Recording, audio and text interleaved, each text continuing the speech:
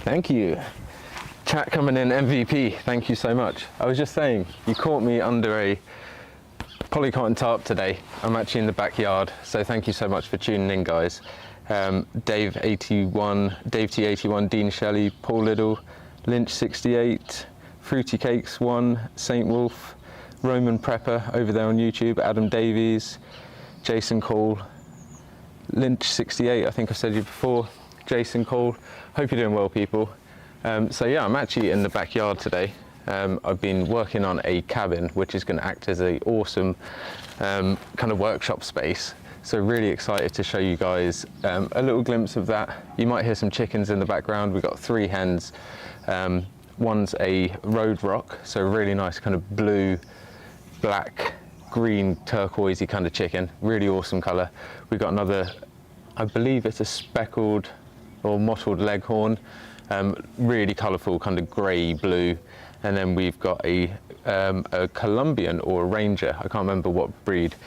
Really nice and gingery kind of chicken. So you might hear those squawking off in the background a few times when they're laying or whatever, but I think all 3 of them have put their eggs down for the day. Carp and Cuffer, good to see you, buddy. Hope you're doing well. The fish I caught was this big. So yes, the plan today is basically to do a little bit of bushcraft prep. So a lot of the time, obviously, we go out into the woods, we're bushcrafting. Sometimes it's nice to do things when you're just at home, you've got a bit more access to materials, a bit more space and time to do things. So one of the things I'm going to be working on today is this muntjac hide. This is a muntjac that I shot about 18 months ago. And as you can see, that's the entry hole, exit hole. So I've left those in the hide because I just intend to use this as a floor mat. But as you can see at the moment, it's very stiff and quite rigid. And that's because of the tanning process. So obviously we've taken the proteins out of this leather and just left us with the fiber material. So that becomes quite rigid, and part of the process is really working that in. So I was going to sit down today and have a little chat with you guys while I work this in, and you'll be able to see the transformation from this really rigid bit of leather. If I bring it a bit closer, you can see it's a hide-on muntjac, and the hair isn't very plump at the moment. It's not very plush. When I bend it, you can see that it comes up. So as I start to work this will encourage those fibers and those hairs to stand up a little bit more. And yeah, it should be a really nice supple hide by the end of the stream.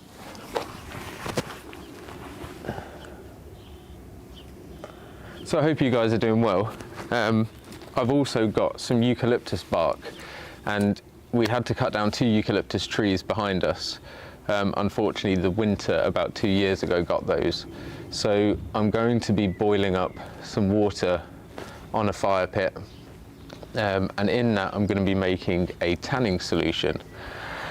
The idea is that, obviously, as you can see, this hide is very white at the moment. Leather is usually a very white color, very pale.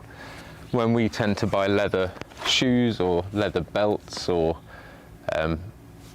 you know, leather, like tanned leather, for example. The reason it's called tanned leather is because it has been pigmented or tanned, like tanning in the sun.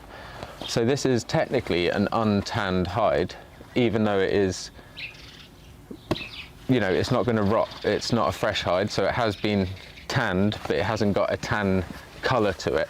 That's because technically it's just had a pickle. There's kind of 2 different sciences with tanning and pickling. Pickling is the preservation of the leather to make it not degrade, make it last a long time. The tanning is then to color it. So you can just use a pickled hide, and quite often a hide like this, if you were using it as a ground mat, I would just every 6 months apply a neatsfoot oil. Neatsfoot is the oil that is made from the hooves of deer. So you can boil those up, you get the oil off of it. But you can buy it bottled up as well, and you dissolve that with water. It does emulsify in water, funnily enough. and you can apply that on, and that will protect it and help it become more supple.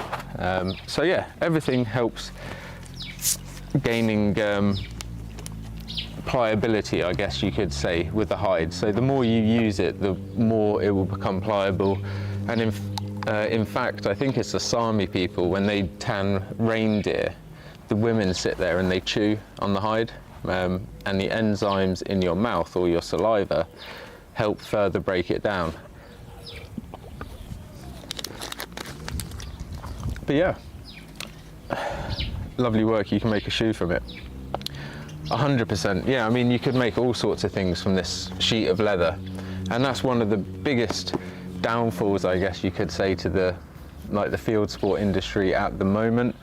I see a lot of hides from good quality deer getting wasted because there's not really many places processing them. So it's my aim not only to educate people, so if you know someone who goes out on a shoot, you can ask them, oh, save me the skin. And then all you got to do, even if you don't have time to prepare it instantly, because we all know it takes a little bit of time. A good week really is the process, although it's not a full week of work. You know, you've probably got a few hours of hard work and then a week of kind of waiting, turning the hide in the solution. But you could, let's say if you had a fresh hide and it was skinned out like this, so you've just skinned an animal and it's still got a bit of flesh and membrane on there, but you want to preserve it in the knowledge that you're then going to tan it, let's say in 6 months down the line, or a year, or 2 months, however long. You'd spread out the hide like so, let it air dry as much as possible, but fairly soon you want to just cover it in a salt the hide as soon as possible, because the salt will draw out moisture and also set the hair. So the hair will, basically the skin around the hair follicles, if you can imagine, it's like that. The skin around it will tighten up on the hair, which stops the hair slipping. So quite often when people don't salt their hides quick enough, that hair doesn't stay in. But as you can see, these hairs are nice and set. There's probably one has just broke off there. But with deer hair, reindeer hair, they are actually hollow fibers, so they do break quite easily anyway. Go give it a nag. Can't give it a nag, mate. Right, so yeah, let's give it a, I don't know if I'll give it a little chew. It's been on the ground quite a bit, but or maybe a bit later once we've worked it a little bit. So very stiff leather at the moment, and really the process is, you can hear probably it sounds like ruffling cardboard, and it is just that whole process of really buffing it in.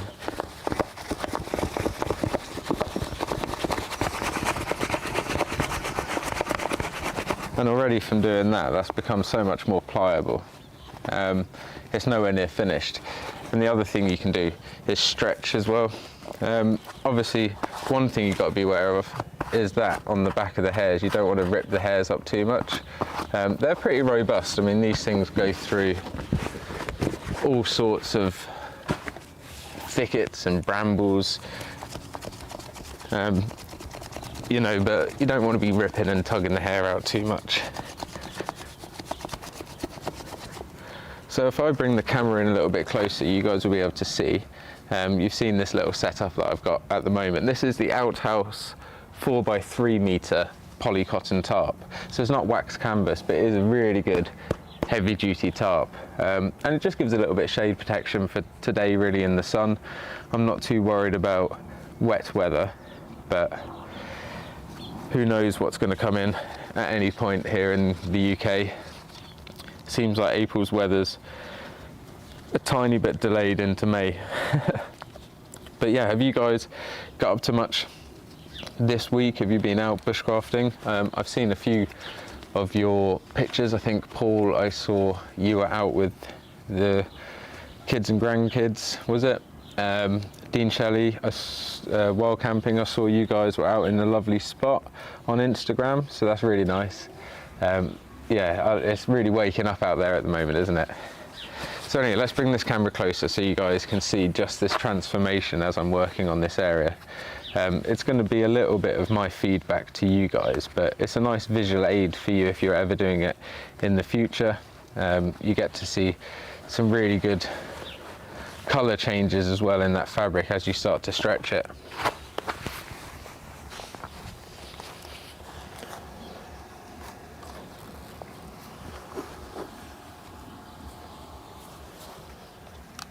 So let's point you guys there.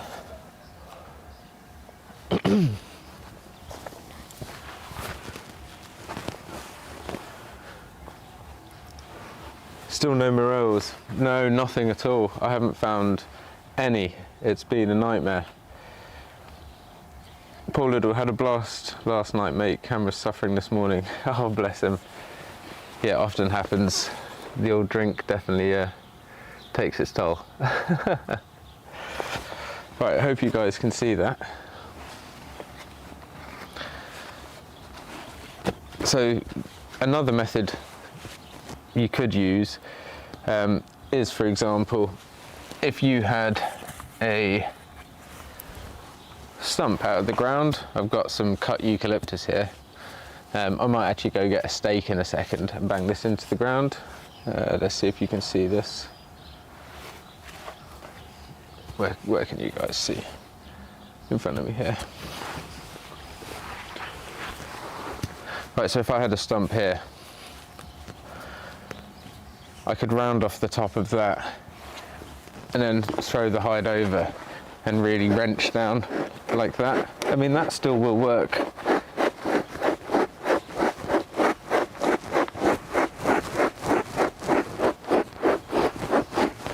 But really, you want to round off those edges because that's going to tear the fibres there.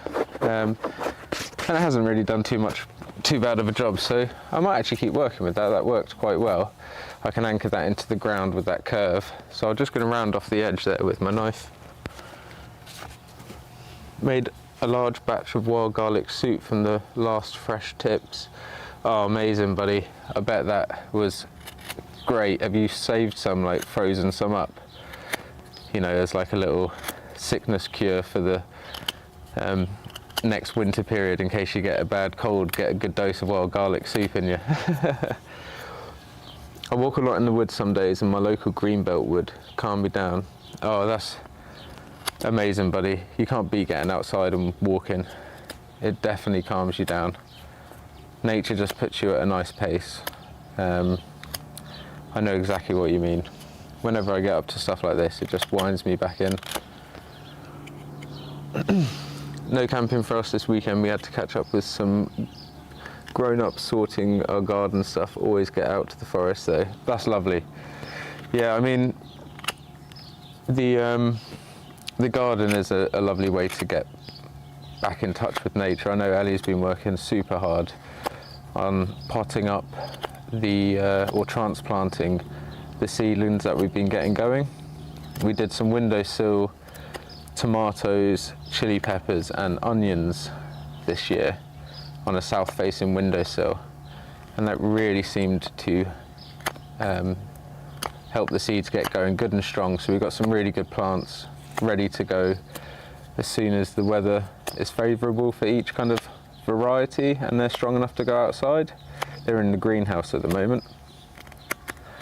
So I'm just rounding off this bit of eucalyptus at the moment. I'm using the Evo Pro, which is a fantastic knife made by Josh, Feared Woods. If anyone's going to the Bushcraft show, he's going to be trading there. And I've actually got this little lovely brass turned ferrule at the end. It's kind of lanyard toggle. That was made by a chap called Ollie on Etsy, so I'll put that on my Instagram later, but it's really lovely. I'm just rounding this off just to get rid of any sharper edges, try and get it a little bit softer. Just chamfering. So I'm just finding kind of each peak that I'm creating with a cut and then cutting that peak off. And then eventually you'll have a fairly rounded top.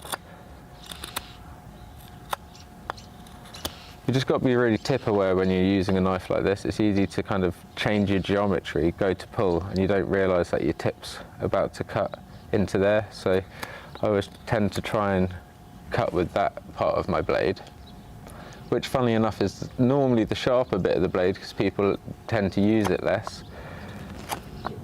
And yeah, it keeps my tip nice and high out of the way. So I have made that mistake before. Or when you're cutting with a crook knife, it's again, that kind of angled geometry is where it can skip out. But that's nice and round now, or a lot rounder than it was. So that's not going to put any damage on the hide. Afternoon, Liam, hope you're well, fella. Gunslinger, hope you're well. Really hope you're well, buddy. Looking forward to seeing you at the Bushcraft show. I'm doing really well, thank you. Just doing some hide preparation in the garden at the moment, so kind of a bit of a bushcraft at home day, back garden bushcraft. Tom will be very proud of me. If you haven't already, guys, check out Back Garden Bushcraft on YouTube or Instagram. He's a fantastic guy. Also co-host on our podcast, The Woadsman, which is on Spotify, iTunes, all of that. See, I almost just caught my finger there. It was with the back of my knife, but it's lucky. When you skip off like that, that's where you run the risk of, because you're putting a lot of pressure on, it jumps down. So yeah, close shave there. Off next weekend to the Norfolk coast with e-bike and binos, recharge the batteries. Oh, fruity cakes, that sounds amazing. Yeah, buddy, Norfolk. Norfolk's lovely, really lovely area. So I'm going to set this down. Carp and Cup, I sat in my garden prepping gear for this year's Bushcraft show. My first year going. Oh, mate, you're going to love it. It's fantastic, really good community builder. Hopefully no encounters with Haribo munching snipers. Well, you very well may do. He's always out that end of the woods is Craig, East Anglia Bushcraft.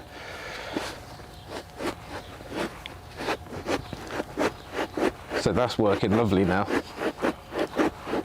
As you can see, guys, that's just creating, if you can imagine, when that's pushed in, that's creating an area where I can put significant pressure down and stretch that hide. So now what was that kind of solid up this area, like that, has now started to become quite soft and malleable, and I can scrunch it up and all sorts. And it feels almost like a leather chamois, really nice texture.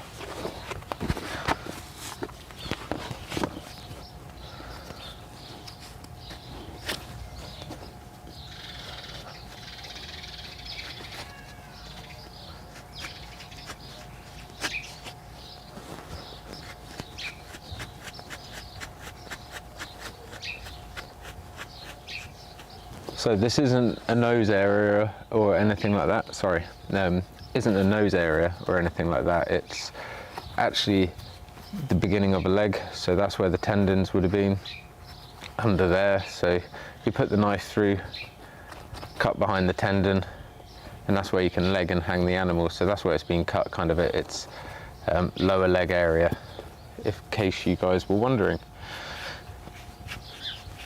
But this just helps stretch those fibers and loosen up the hide. It is quite a laborious process, and these finicky bits are always fiddly. That's why a lot of people cut them off, but I like having these to demonstrate and showcase what hide looks like straight after preparation. And obviously showing you guys, it's nice to do every single little bit, because sometimes you might want to actually keep a skinned out face or a skinned out smaller hide, so you do need to know how to work those smaller bits. And again, with some areas like that, you could just start working those backwards and forwards and kind of buffing these up.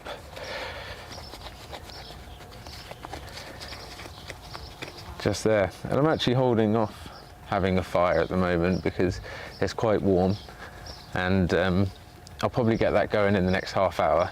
We'll do a little fire start. I just want to check that all the local washing is pretty much in eyesight. I'm sure many barbecues are going to be starting up soon anyway. but already that's becoming lovely and pliable, and any of these little bits of membrane that are left on there, or thinner bits of leather that get caught, can get cleaned up with a bit of sandpaper later. You can see how white it is just under there. It's a kind of a game of multiple layers of preparation with this. I'm going to keep working on some of these tougher bits here, start working down this leg area. Did I start following Owen Beardsmore, mate, Service UK? I don't think I actually had a look yesterday, Paul. I was pretty busy sorting all sorts of bits out, but I will have a little look. Thank you so much for sending me through that kind of link as well. I'm always interested in seeing UK hunters. Tell you what, that sun is beaming today. Look how bright that is. Re-seeing White Hart last week, also saw in the same herd a black fawn too. Going to try and get some good photos this week of both of them together. That's amazing. So you saw a black fallow, I assume it was, and a white fallow. So you saw the menil and the menilistic fallow. So the two kind of genetic variations. That's quite amazing.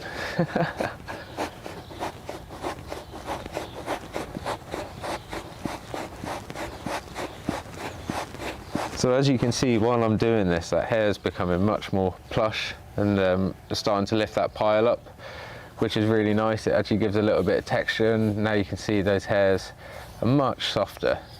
So it works in all favours. It gives you a little bit more insulation when you're, let's say if you're laying on this hide. When they're flat like this, a lot of that insulation quality is gone because it does rely on the air trapped in between the hairs, obviously. So yeah, it's getting nice and soft now.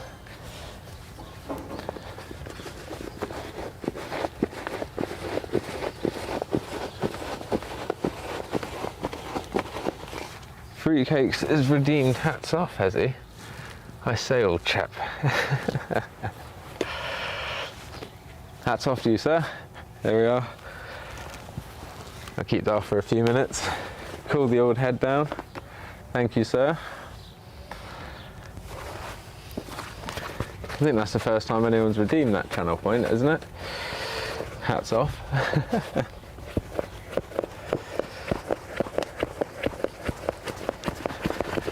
So just to give myself a little bit of a working chance with this, as you can imagine, with this being such a big, like, solid board, trying to get that over, it's quite a hard thing to maneuver and work. So I'm just going to keep manipulating this bit by bit, and yeah, we should be able to soften that right up and then break that in further with this tool here, which I really like actually. And in fact you could run it on the inside like so. Hope that's not too loud for you guys.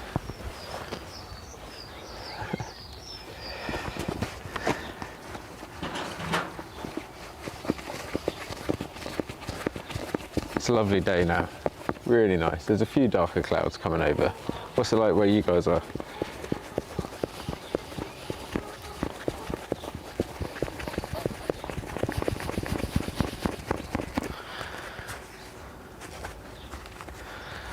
So again, this is the muntjac deer. It's one of our smallest deer species, or it is the smallest deer species we've got here in the UK. As you can see, it's this little fella here. Actually, I forgot I was wearing this shirt. So that's a little muntjac. Chinese water deer, roe. There's a roe, yeah. Seeker, fallow, red. So we've got non-native, non-native, so invasive, invasive, native, non-native but naturalized. So the Romans brought over the fallow, and since that time they've become naturalized, which means they basically have kind of blended in with our native species. They're not a detriment.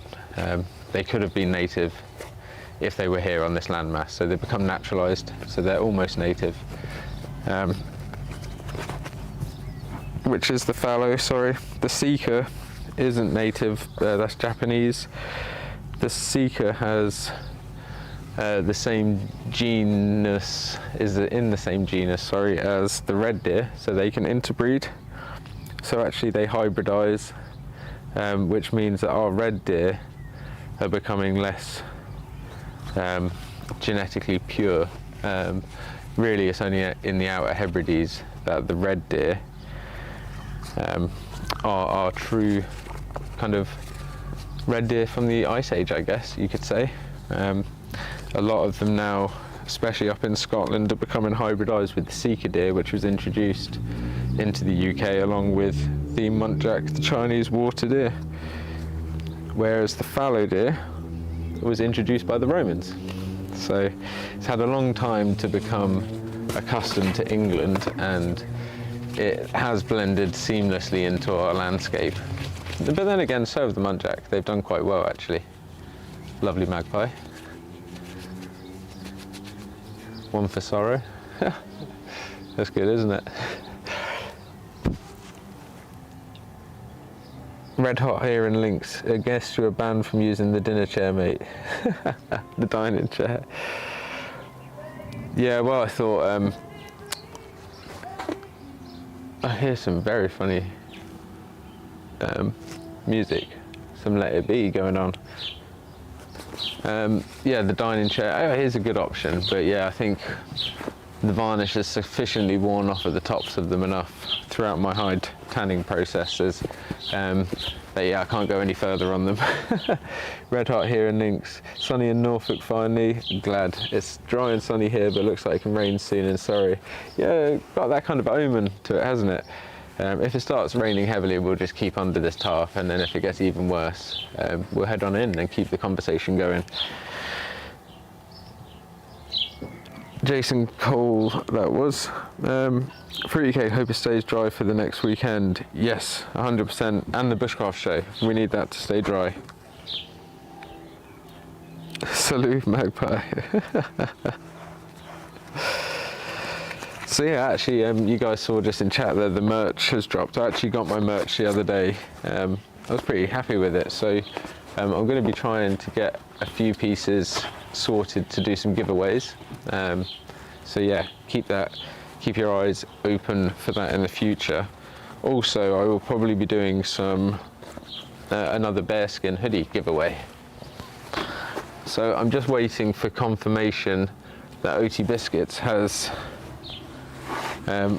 received his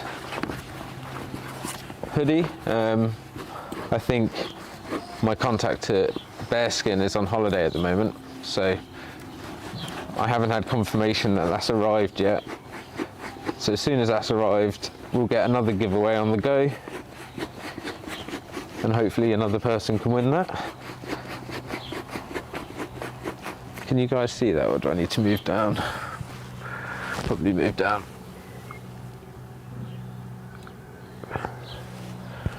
Oh, tell you what, it's warm. So, practicing the old Bushman technique of holding things with your feet does work really well.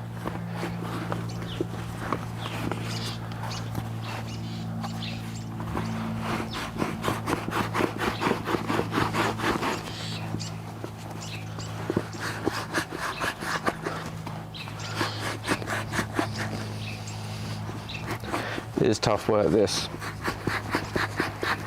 This corner is really hard.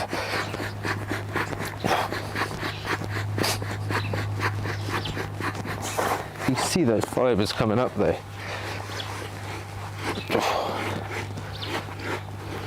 I have a lot of respect to the women, like back in the day, who used to do all this. They kind of estimated that a woman would be working for 3/4 of the year making the clothing for a family, and the other quarter of a year tanning the hides to make the clothing. So you can imagine you'd be like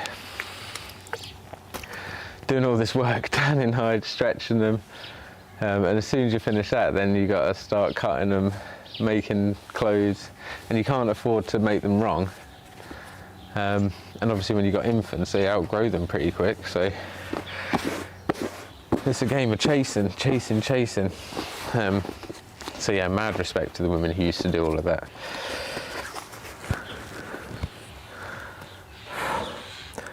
Wait for a Primal flat cap. That would be amazing. Yes, I'll have to see if I can get that done. Obviously the merchandise is all done custom ordered, so because I don't have the storage facilities or capital to order like hundreds of t-shirts, each one, whenever one of you guys would order it or whenever I order them, they're made for that person, so they're a tiny bit more expensive than, let's say, if we could get them in bulk, you might be able to get them for £15, but I think for a t-shirt they're like £19 or something, and they're all made in the EU, which is awesome. But the store is in dollars, but I think that's just through the stream elements. But it's nice of those guys to put a feature like that for streamers and content creators, because it does allow people to support the channel and also just get kind of one-off t-shirts made, like I said, rather than having to buy 100 or 25 of each size. It allows people to do custom orders really efficiently that way.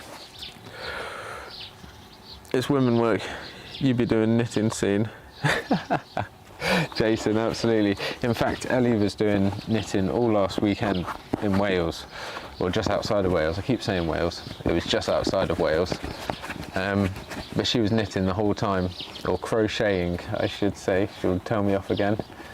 But she made herself a full cardigan, which is incredible, of these squares, green and black squares, or green and tan, sorry, with the black border. And it's fantastic, and she made that in about 2 weeks. So if she wasn't working, you know, if she was just working with crochet work every day in and out, it wouldn't take too long to get some clothing made, which would be awesome. But obviously if you have to process the wool yourself, then you're adding in a whole different journey and a whole different ball game.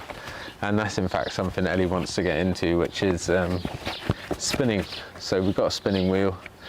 We just need to get some wool and then tease the wool, and then she can start spinning her own yarn, which then she can obviously crochet and knit with. So a lot of stuff nowadays is acrylic. It's nice to use organic, natural materials. So as you can see, I'm just buffing that between itself. It's still really stiff in these areas, but right where I've just done that, it's now becoming, again, like a chamois cloth. Not quite as soft yet, but by doing that, I'm going to then be able to use this more efficiently, because at the moment, I can't quite bend that over enough without it being very, I guess, rigid and tiresome. There's the chickens. So yeah, every time I do this as well, it's working up those fibres and those hairs. It's bringing up that pile, so you can see now how it's starting to get some real nice definition. That hair's not going anywhere, but it's starting to bring back a bit of that plushness to the coat. I actually lost the tail on this one when I skinned it. As I skinned the tailbone, I cut straight through, so that's all that's left of his lovely tail. I do feel pretty bad about that. It was gorgeous. And I couldn't really just tan a single tail. I mean, I probably should have actually. It would have been quite cool as a little key ring. Maybe I'll do that next time, but I don't really want to cut them off, so my one opportunity I had. I go hunting every day, supermarkets, as there's lots of wild people there. I love that. That's fantastic. Yeah, supermarkets. Could you imagine if we had to hunt in supermarkets? You know, you're like, right, you prepay for like your amount of ammo that you need, and then you let go in, you know, let wild in Costco. That would probably be how it went if I was in charge. You know, we'd get some different varieties on the table, different game each week, what's seasonal.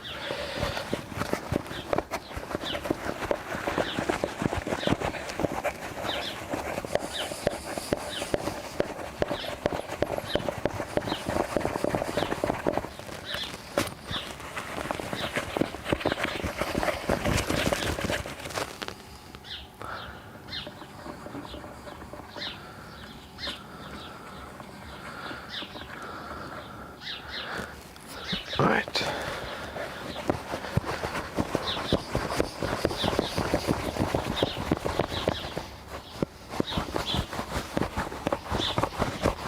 Getting really soft now. As in, I'm starting to lose those big areas that feel like a section. It's kind of hard to explain, but you can see there, this area is soft, and you've got that distinctive hard section there. You can see it kind of folding and making that shape, so all of that is quite rigid, whereas this is quite soft and pliable now. So it's a case of working in those edges, and eventually we'll get to the middle, and then we can start the whole process again with this and really give it a good stretch. And by doing that, you do gain a bit of extra size on the hide. It's funny, there's a lot of stretch in this, a lot of give, because once you tanned it, it tightens everything up together. So, afternoon dude, Dexter, how you doing buddy? Thank you for tuning in, mate. It's so nice that you do so many traditional skills and making people aware of them. So many traditional things are being lost these days. Yeah, it's something I just enjoy doing. People think I'm mad, I think, half the time. You know, people see me like doing all this work to a deer hide, but it's kind of where we all came from, isn't it? And we never know when you might need it. Hopefully never in that circumstance, but also being able to pass that down is something we should always do, because it's kind of like, I always think of it this way, I doubt there's anyone now alive, or very few people, who could build the armada or the naval vessels that were used in the Napoleonic Wars. And I think that's crazy. Like, you know, we can build metal ships, but could we do it out of wood now? Probably take us a long time to get it right. So it's like, it's funny how primitive skills get forgotten, and they're almost the building blocks for everything. You need to remember where you came from. There's a lot in that in the craft that I work in. My father's big on that. It's all well and good knowing how to build a brick house with cement and sand, but you need to know also how to repair the ones in lime mortar. Otherwise, they'll suddenly come falling down, and if we ever have to go back to lime, we don't want to have to go through the whole dark ages and relearning again when the information was always there. So I think we've been warned about these things in the past.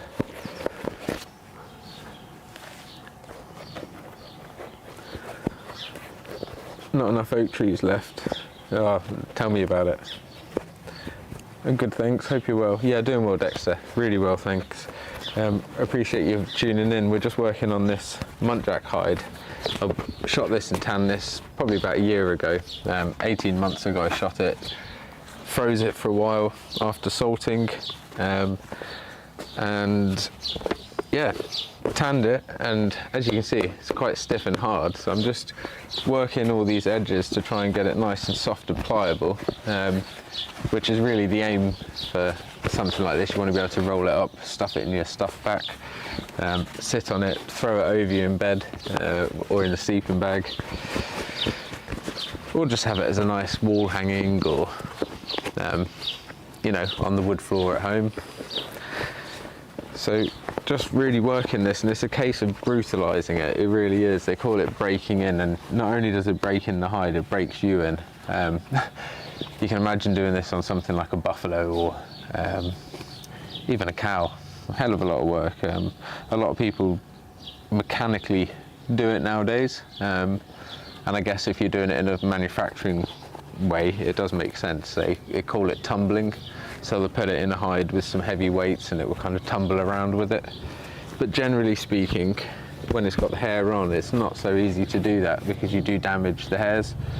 And even this again damages the hairs to somewhat degree. You can see some of the hairs shed off me, but there are plenty on there.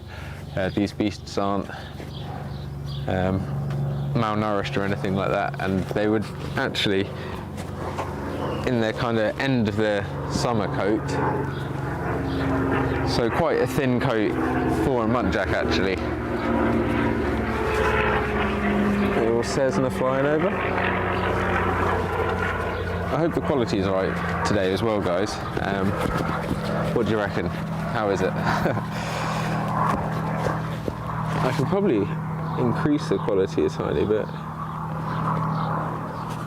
If it goes awful, let me know, but we've just increased it a tiny bit. Tell you what, it's warm out today. It's thirsty work.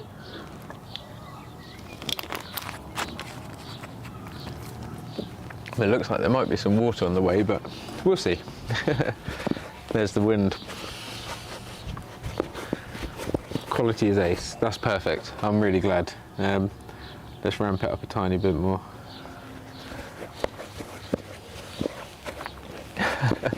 Let's get you guys in like 4K.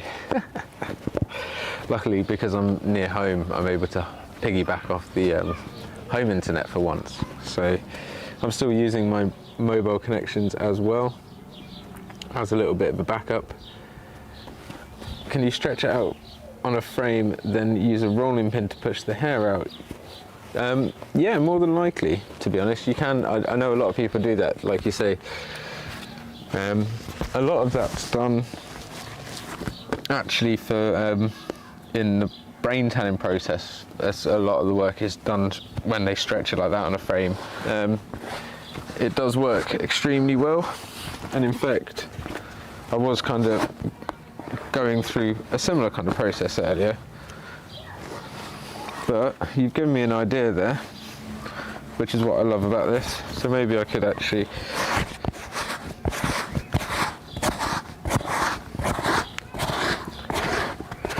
do that to work in those edges, because it's just a bit unmaneuverable. It's a bit hard to maneuver at the moment, and obviously I want to keep all this in frame for you guys. If I wasn't worried about getting it on camera too much, I'd probably be in every sort of position right now.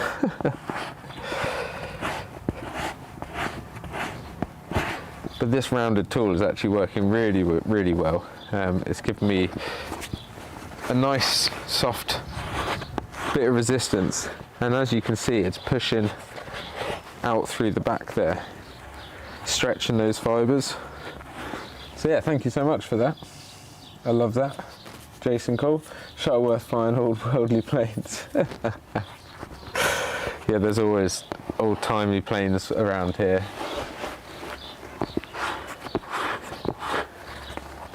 I'd love a Cessna though.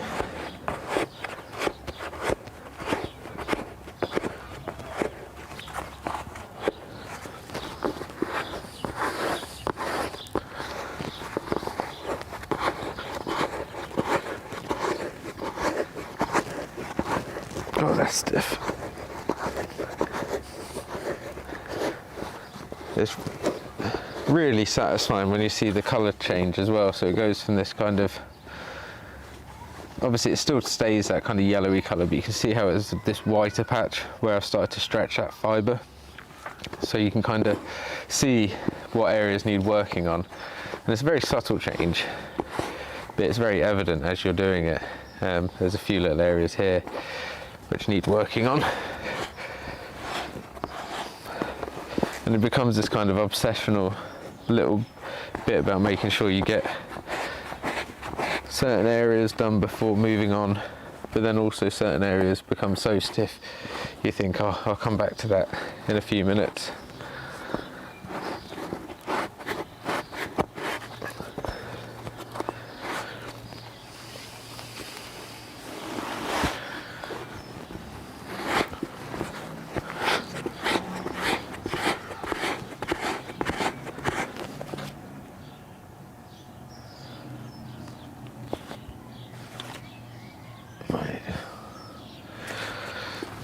We're just double checking when ads are coming. So looks like we're getting ads in 2 minutes, guys. So I'm going to take the opportunity to just run to the bathroom. I'm going to put you guys on a quick BRB screen while ads run. Any of you guys who are subscribed over on Twitch won't get adverts, as that's one of the benefits. So remember, if you've got Amazon Prime, you can link that to Twitch and redeem a free subscription on Twitch. And if not, the ads will only be a few minutes, so I'll only also be gone for a few minutes. I'm just going to go use the bathroom quickly. I might actually as well double check, have a little peek, make sure no washing's hanging, and then we can have a little bit of fun getting the fire going, and I can show you making up this eucalyptus bark tan, which could be applied to a hide like this. I'm not going to apply it to this hide because I'd like this to stay natural for demonstration purposes, but I do have some other leather which is untanned, which we can give it a go with. I think that tool needs to be in a fixed position, Liam. It does normally, like I said, you would stake that in the ground and you could work over it, but this is working quite well to soften it up at the moment. I'm just trying to break in, so as you can see, that's quite stiff and sturdy down there, whereas now this is starting to get nice and soft and supple. And then, like you say, I'll probably fix something in the ground then and then really go to town. It's just at the moment it's like almost one big sheet of card. Thomas Messias, hello buddy, hope you're doing well. Neanderthal Outdoors, hi Liam, sat in the woods watching you on my phone. Brilliant buddy, thank you so much. Ads are just about to start on Twitch, so I'm going to BRB for like 2 or 3 minutes, so grab yourself a drink quickly. I'll just put you on the BRB screen for 2 or 3 minutes while I go to use the restroom, and I'll see you in a few seconds.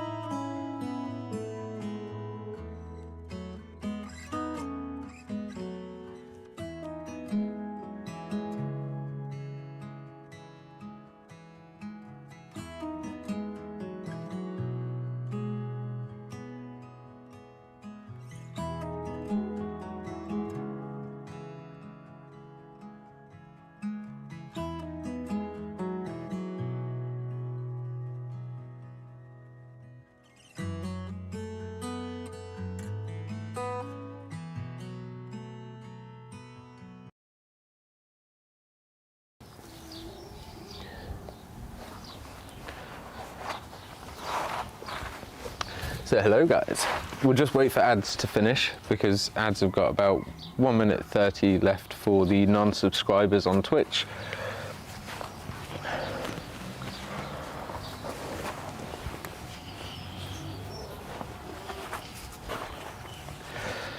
So just quickly while they're gone, no, there's nothing secret going on.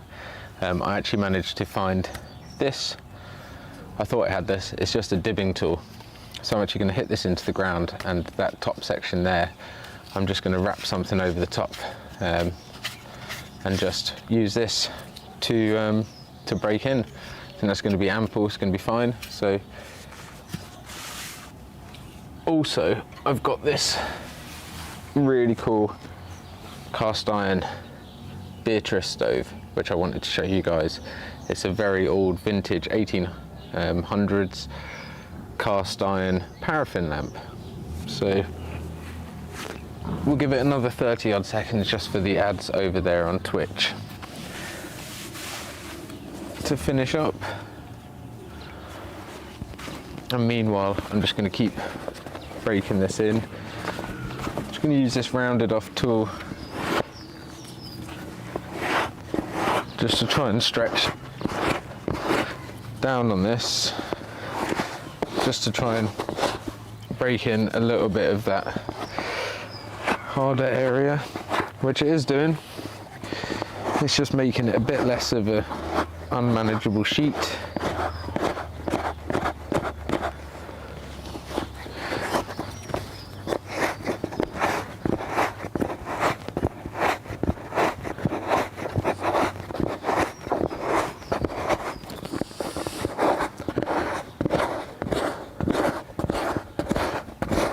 So hey guys, I think ads have all finished now. So just been working on this, but I wanted to show you guys this as well, which is an awesome little stove. I don't know if you guys can see that, so I'll move it back 1 second.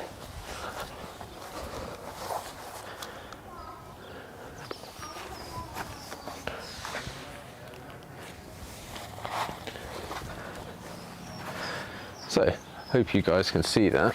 Let me move this up a tiny bit.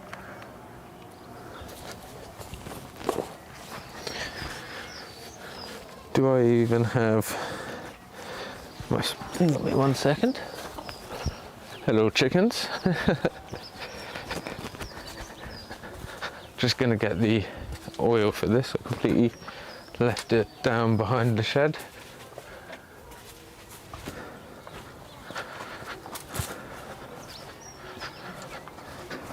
So, as you can see, I've got a Beatrice stove there, which is a cast iron stove slash paraffin lamp from the 1800s, 19th century. It's a cast iron bit of kit, so I need to move the camera down.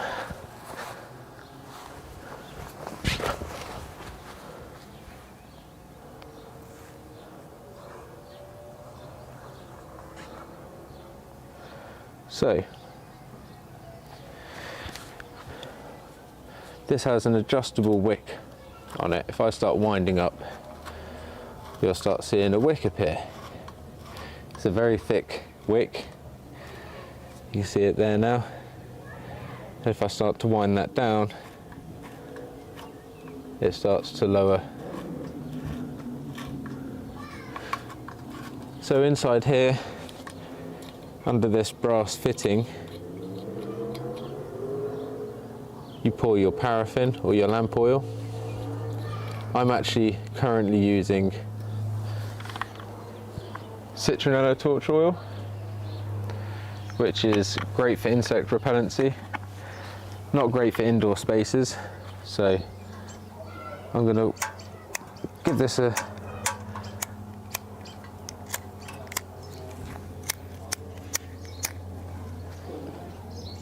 little go.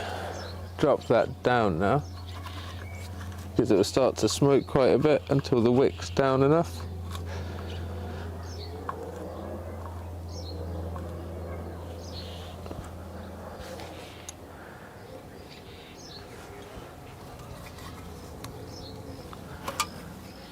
Turn that down just a tiny bit until that smoke starts to go. Let me just, there we are.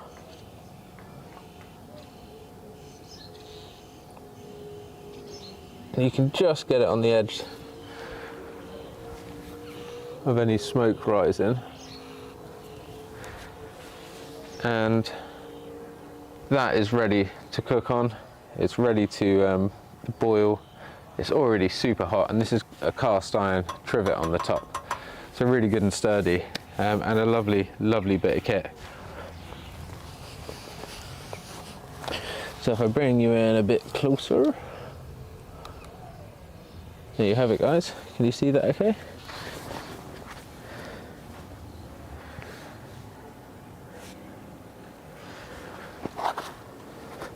Tiny bit lower. There we are.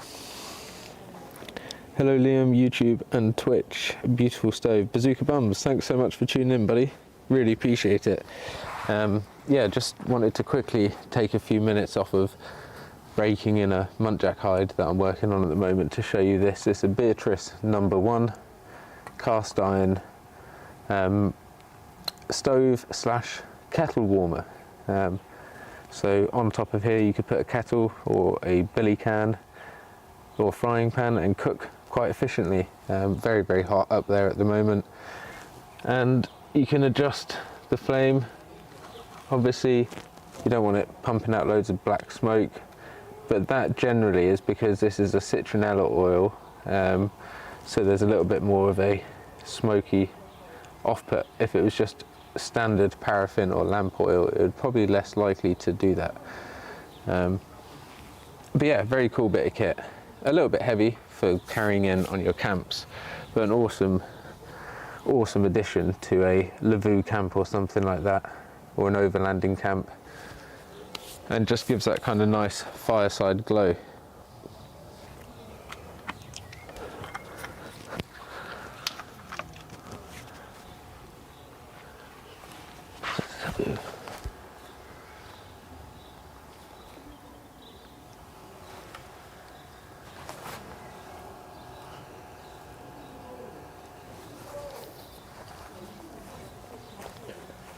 So I think I'm just going to carry on working on this hide for a tiny little bit longer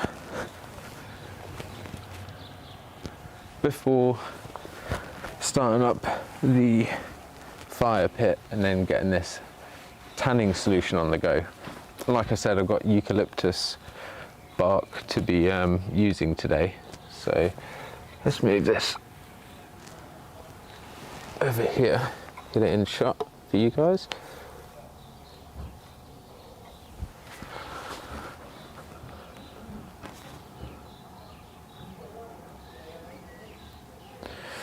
Nice.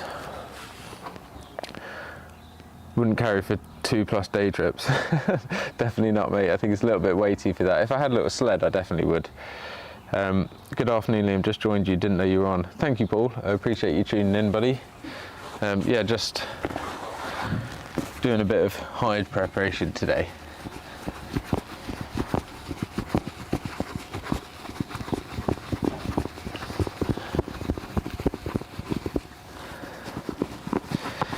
Working on a muntjac hide and trying to soften it up.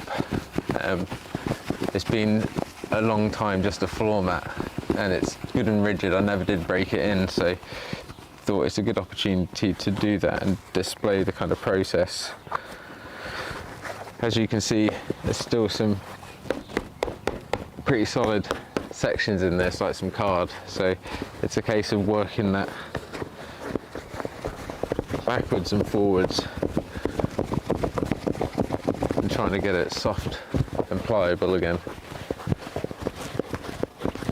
It's quite an arduous process, but it's really good fun actually, and you feel a good connection with the animal, especially when you harvest it, and then skin it, butcher it, eat it, tan the hide, and then do all of this. You really get your work cut out for it. So it's a very non-wasteful way of processing animals, obviously using the hide, but I think it's a very rewarding thing mentally as well. I think if a lot more people had time to do it, though, they would do it. I don't think it's a case of not wanting to. I think it's a case of time for everyone, isn't it?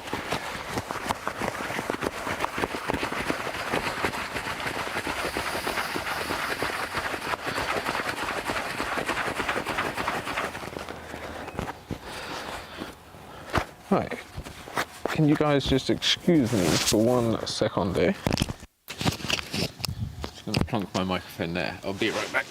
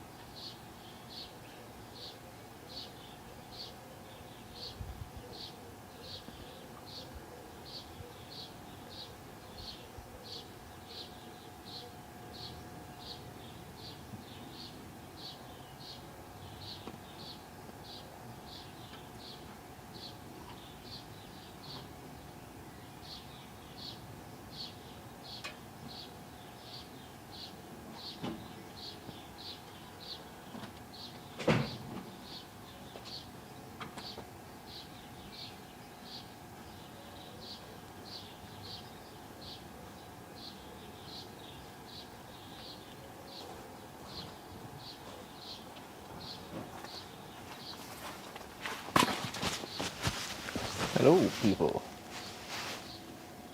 He returns. Let me get all plugged back in. I'm sure you can hear me anyway. Oh, sorry about that. Just had to go and sort something very quickly.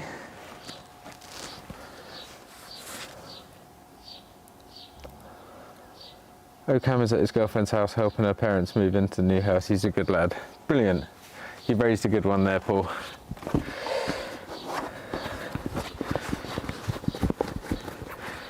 So I'm just keeping an eye out to see my neighbour, because they've got some washing out, so I'm not going to start the fire pit just out of respect for that. Although the wind is blowing that way by the look of it, so I probably could get away with it. Maybe in half hour we give it a little go. I just don't want to cause any inconvenience to anyone. But I think we should get away scot-free, especially if we have the fire pit that side. All I want to do is really start boiling up some water to make a tanning solution. It's funny enough, a tanning solution to tan a leather hide, but it's also a tannin solution because it holds the tannins from the bark. So quite a little funny coincidence, I guess you could call it, although I'm sure the etymology backs it up. But yeah, eucalyptus is said to give, I've never used it before, but it's said to give a really lovely golden browny orange leather colour rather than your kind of usual dark brown which you get from bark tans. So again, you could use something like this. You could use the bark off of these logs to tan a hide. You would have to strip off the bark, boil that in a solution until you get, you want a good, it's hard to quantify. I'd say you want to make 10 gallons, which is a lot, just because you've got to submerge it in it. You can probably get away with less, but the thing is you have to keep topping it up and topping it up. So what I like to do is make a really distilled version, a really concentrated, hyper concentrated version of this, which I'll show you. hopefully today. And once you've got that super concentrated version, you can dilute it down until it's so you dilute it until you can't really see through the liquid. You add in the hide, and then as the liquid becomes more and more opaque or transparent, it's absorbed those tannins. You then top it up with more of this solution.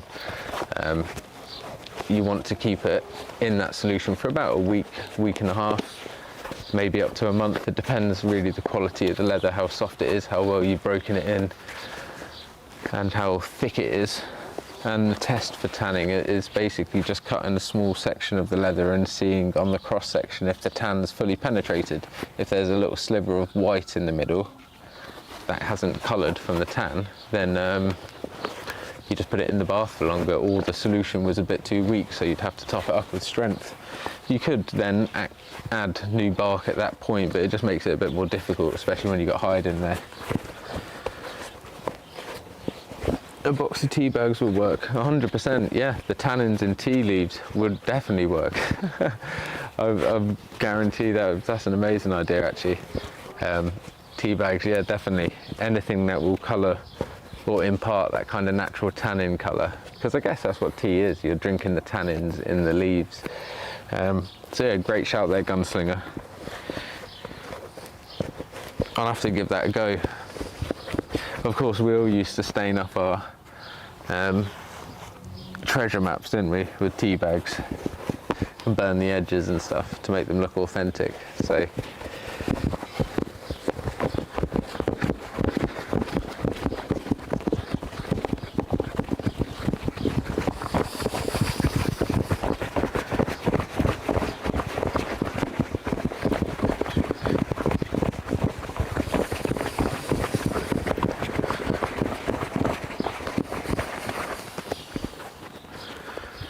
really starting to get there now. This was a big sheet before. I think that might be my neighbour, so 1 second.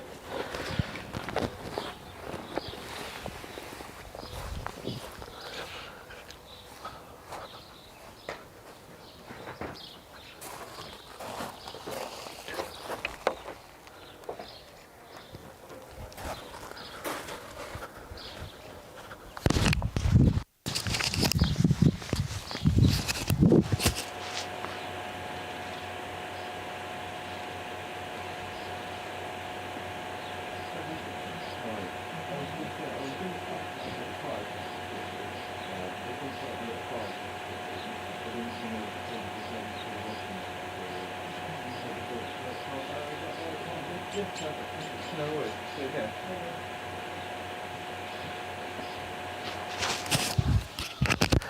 Awesome, thank you for that, guys, for holding on.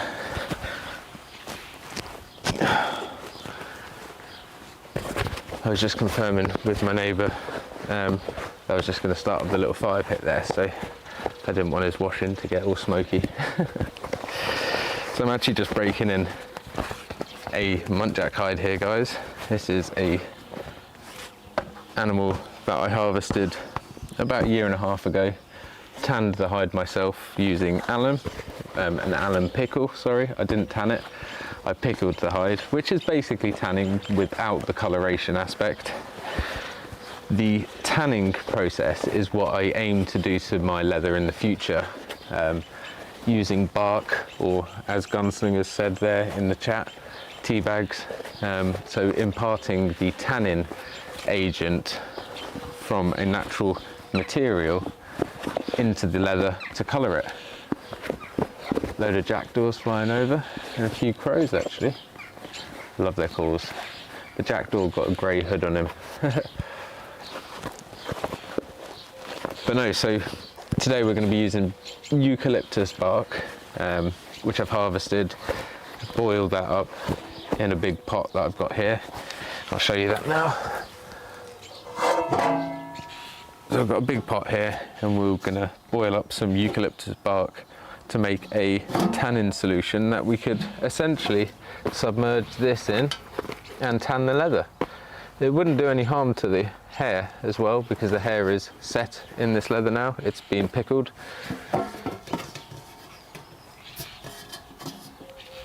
So I just plonk that back on the fire pit. And I'll have to show you my hobo fire pit today as well, that I made using a small kind of feed ball, horse feed ball, like an equine ball. It's metal, and I use some M10 bolts fixed together, like coach bolts, to make feet, legs, and a kind of trivet to hold my grill plate and pots with. So it's a makeshift kind of fire pit, and it definitely does work, because, you know, fire pits are expensive things. I was looking in loads of places online. I was looking at local garden centres, looking to get one made, and they're all bucks, all like a few £100 at least for a good one.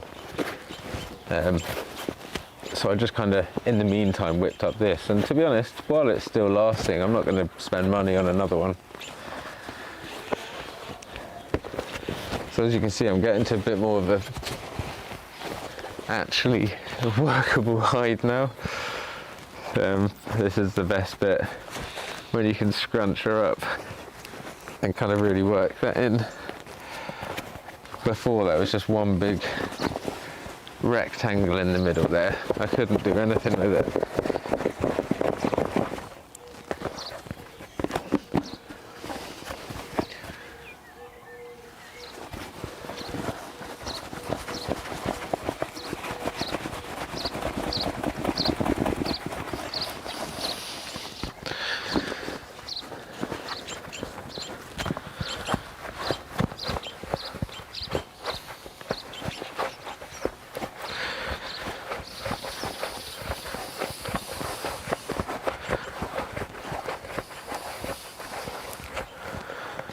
It's all starting to get a lot softer, a lot more pliable.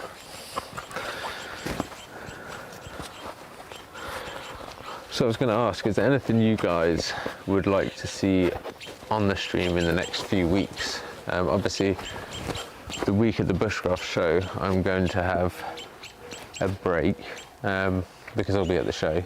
I might do a quick stream from the show. For any of my YouTube viewers who aren't able to get to the show. I think a lot of you Twitch guys will probably be at the show, but I'll still tune it in on there for anyone watching who is interested. Our fire pit is an old washing machine drum bolted to an old car wheel as a stand. I love it. Perfect upcycling. Primal Nomad Bushcraft liked and subbed, my friend from Oklahoma. Thank you so much, MT Homestead. I really appreciate it. Greetings to Oklahoma. I'd love to get over there sometime. I'm actually just working on a muntjac hide. So probably to you, a very tiny deer. And they are indeed very small. In fact, on the shirt here, that's the muntjac here, right down to the end. That's our smallest deer species here in the UK. They're not native. They're actually from China. The Reeves muntjac. And yeah, just breaking in this hide at the moment. Just trying to get a bit of pliability in these extreme kind of ends. I've been working on the middle mainly, but we got that a lot more pliable. Still nowhere near finished, but it's coming together. Just working it out as we go. Normally I'd have like a stake in the ground. I was going to use this, but I think that rust on the end here is going to start ripping up the hide and imparting a bit of colour into it, so I'm probably going to back off from using that. So I might even make this into a bit of a point, hit that into the ground. Let's give that a go actually. Or do I have a longer piece?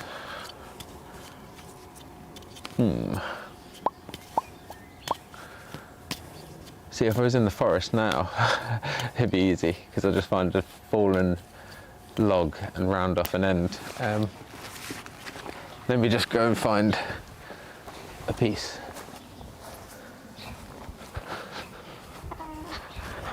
Hello, chickens.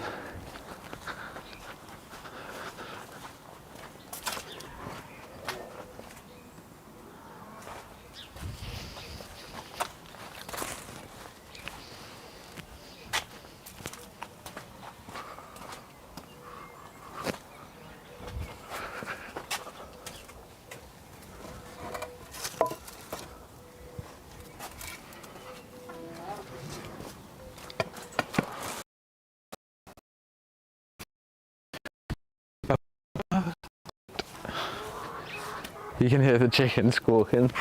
I'll introduce you to the 3 hens very shortly. But I do indeed have a stake here, which I'm probably going to whack into the ground, round off.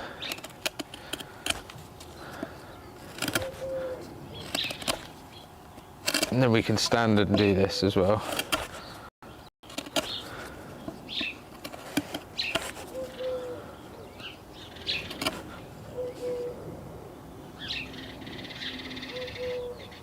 Ooh. Sorry guys, my connection just dropped off for a second there.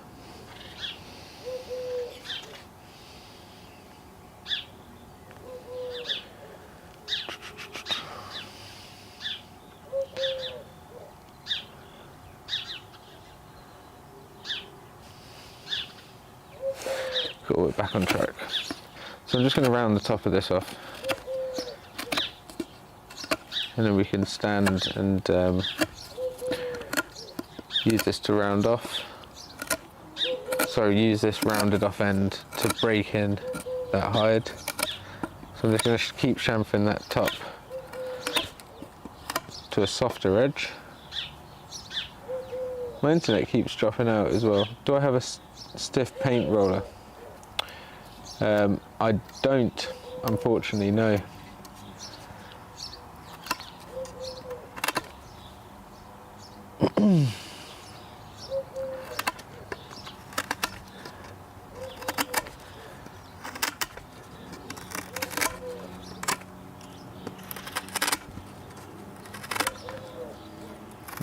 I do apologise about the connection right now. I'm not sure what went on there.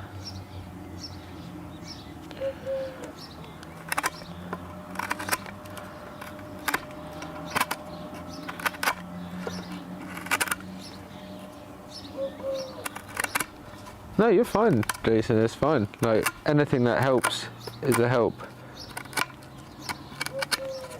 I just don't have one to hand, unfortunately.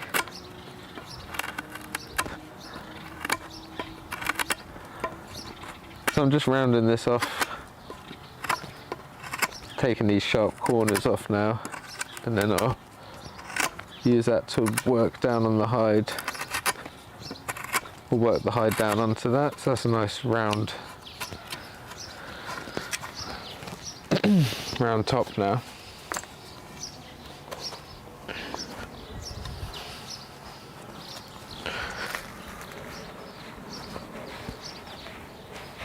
Whack that into the ground there.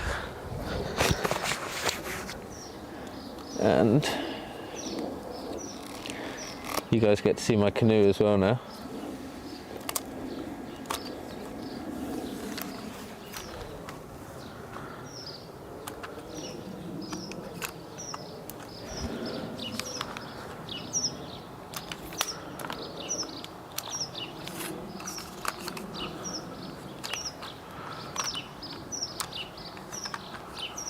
There we are, and last tripod.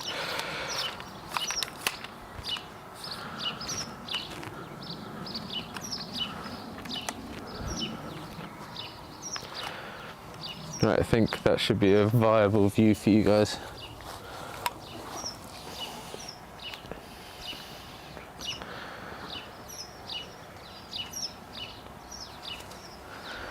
Need to be this way a tiny bit.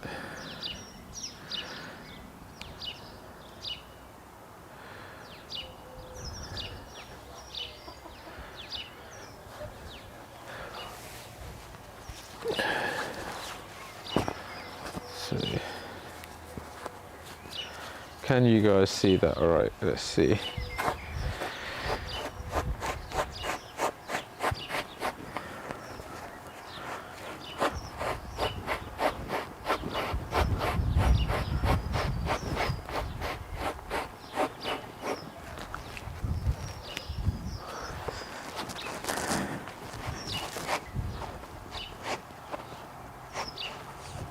So this is much better, much better.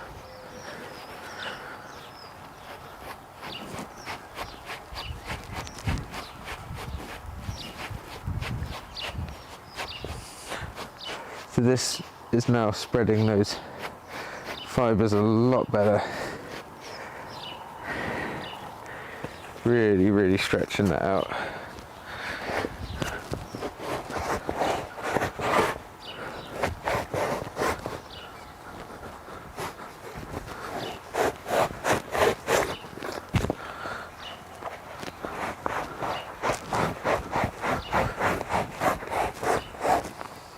So you see how rough you can be with this and how much you can bear down to stretch that.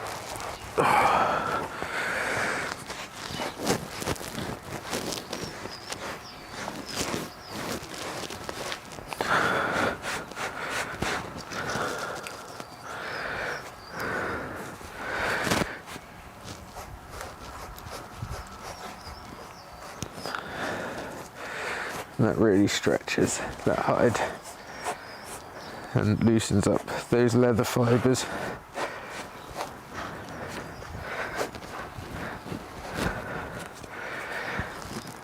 You can see just how much of a stretch you get on that.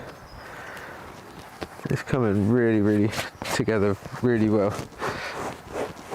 And I'm not worried about these little patches of green on there, because like I said, I can just give those a quick sand or a quick scrub.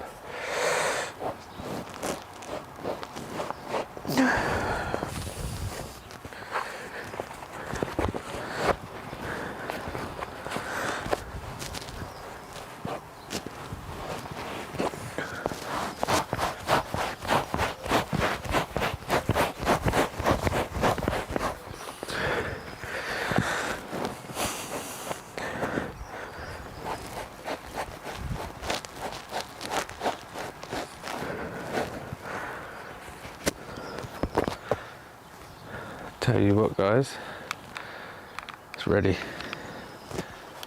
It is time.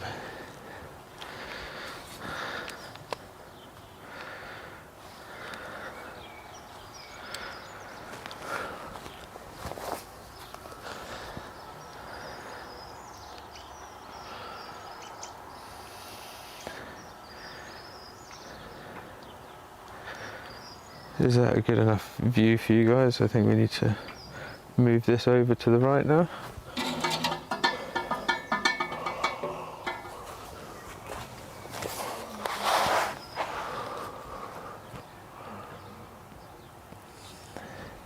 So we're going to quickly get this fire pit going. Then we can boil up the tannin solution, which would be great.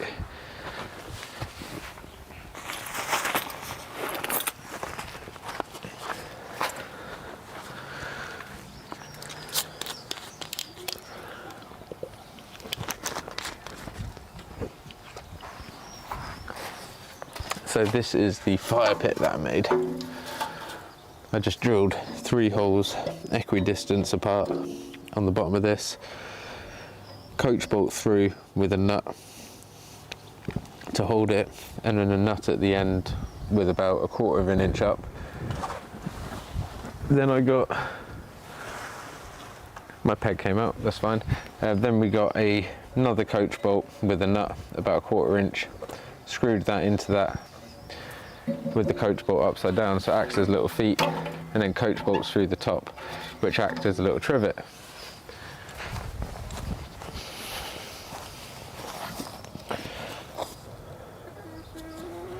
The old weight of this heavy canvas definitely helps it. When the wind gets under it, it just has so much mass.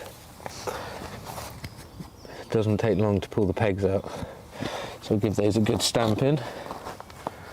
There we are. This is just a little bit of a makeshift setup that I have here at the moment.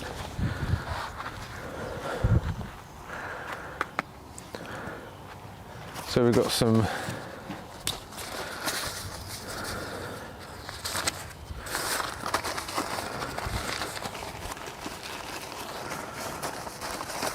birch bark in here that I'll just use to help it get going. some nice chunks of birch bark. These are kind of bits that are no real good use for general fire lighting or tinder preparation because they're so thick and chunky, and they've got some big old lumpy bits of bell kind of material on there, so it's quite not really suitable for scraping with a knife and fluffing up into tinder.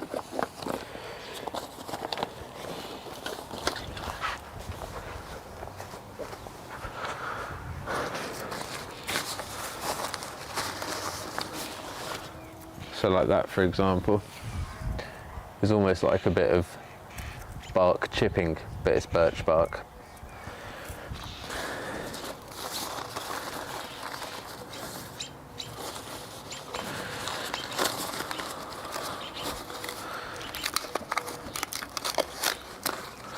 So let's get a tiny bit more bark here. I'm going to use a lighter for this, so it's not going to be full bushcraft fire lighting.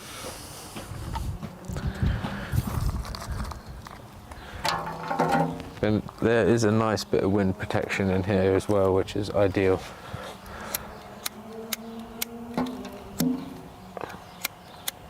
If I can get the lighter to work, if not I'll use the stove, which I already have going.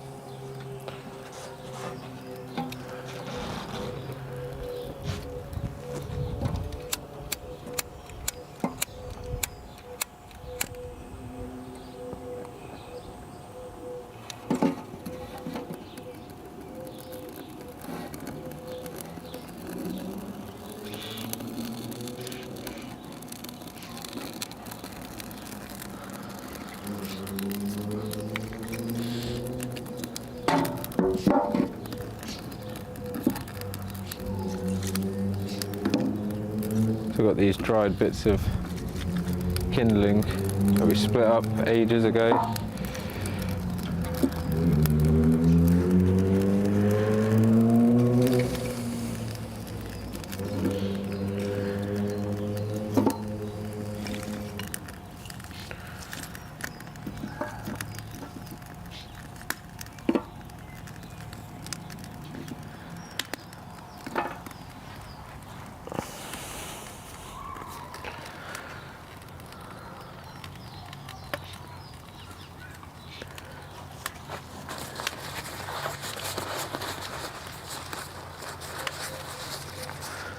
So we're going to make up a eucalyptus tannin solution now.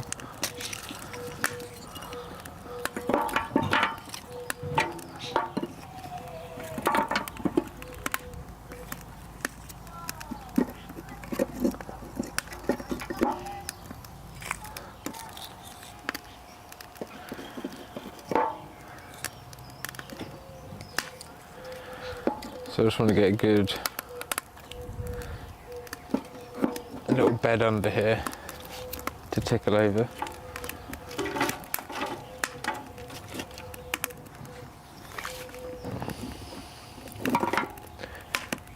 We've got some nice eucalyptus logs on here, and this is really nice and fragrant right now. Eucalyptus oil is fantastic, almost like tea tree.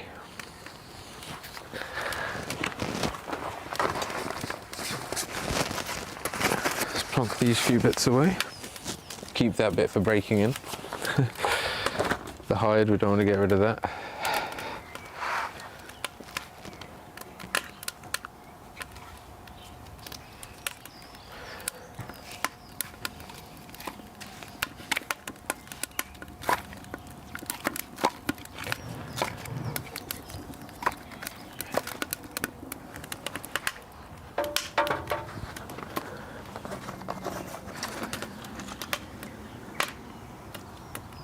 So let me go get the eucalyptus bark and we'll show you guys what that is.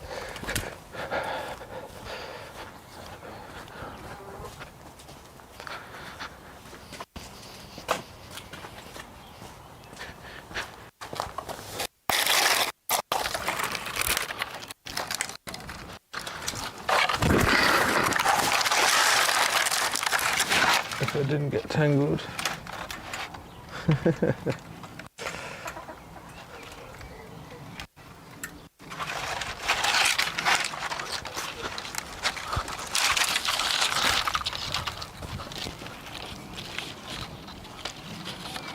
Right.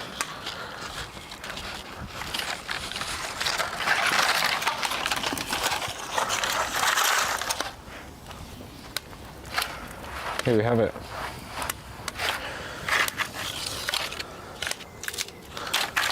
Let me point the camera up a tiny bit more.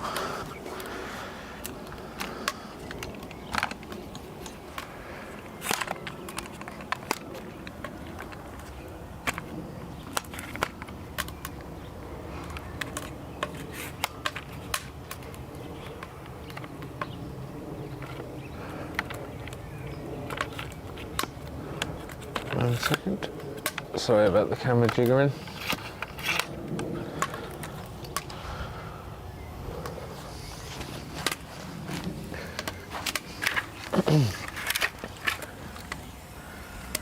Right, hopefully you guys are able to see me right now.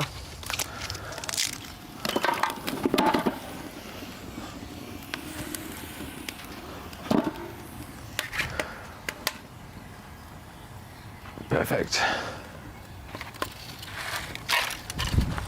So this is eucalyptus bark, very fragrant. This stuff's very, very dry, but it's got a distinctive smell, which isn't what we're going to look to extract, but I'm sure it would be really lovely anyway. But eucalyptus, obviously, it naturally sheds its bark, so it makes it really easy to collect it, whereas usually you'd have to wait for a tree to have died, collect the bark off it that way, whereas eucalyptus naturally sheds it, so you can harvest it quite easily. And it's in that respect, it's a really nice wild forageable for hide tanning, and it's very easy to obtain. So I'm just going to start by getting this pot here, which is going to eventually sit on top of here, and I think you can see that if I plonk it here. Yeah, you can. So I'm going to start breaking this bark into the pot here, ready to boil this up, and we'll make a kind of a lye solution, but not really a lye solution, more of a tannin solution. It will have some kind of lye quality to it, because it would be slightly alkaline, but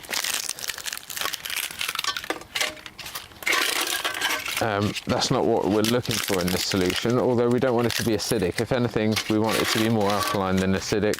If it is acidic, that would start to degrade the hide or the leather that we're going to put into this. So you can see the lovely colour inside that bark, and then the colour on the outside. It's got these two lovely distinct colours, and I'd say that the leather goes more of this kind of pale yellow brown colour. So I'm literally just breaking all of this up into nice sections, and we're going to steep this for a while in water and just keep brewing up a solution. You could use this for dyeing a fibre as well, although at that point I think you'd need to add in salt to help it fix as a fixative, whereas I think it naturally fixes into the hide due to some other chemistry, but I'm open to correction on that, obviously. So if anyone knows any difference, I'm not sure, Gunslinger, I'm not sure if you're still there at the moment, but if you are, did you have to, when doing it with tea bags, use a fixative, or was the tannins themselves enough?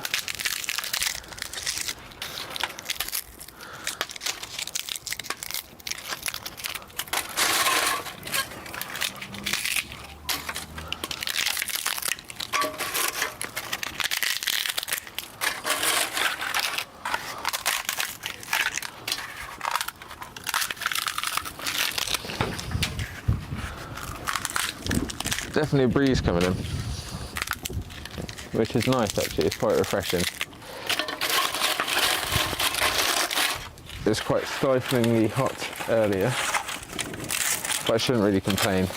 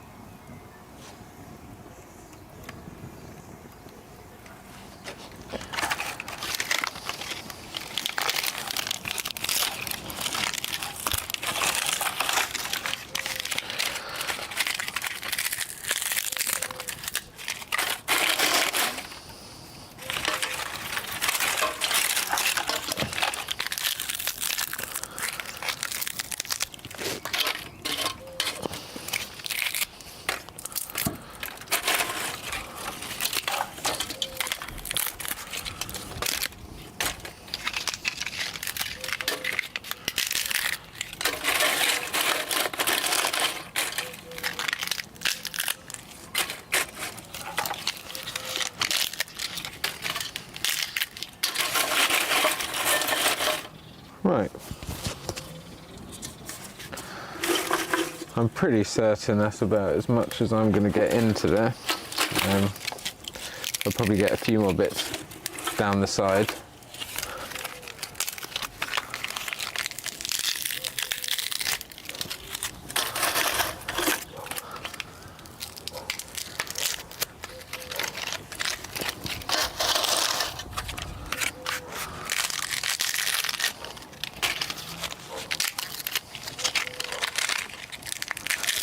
Hello Icebreaker, hope you're doing well buddy. Dean Shelley's Wild Camping, hope you're doing well as well. Sorry I've been a little bit quiet there, it's just trying to process all this bark. It's a little bit tough at points. So I think we've got most of that in apart from this long piece, which we'll save for another time. And as you can see guys, that's pretty much full. So I'm going to go fill this up with water and then we're going to go from there.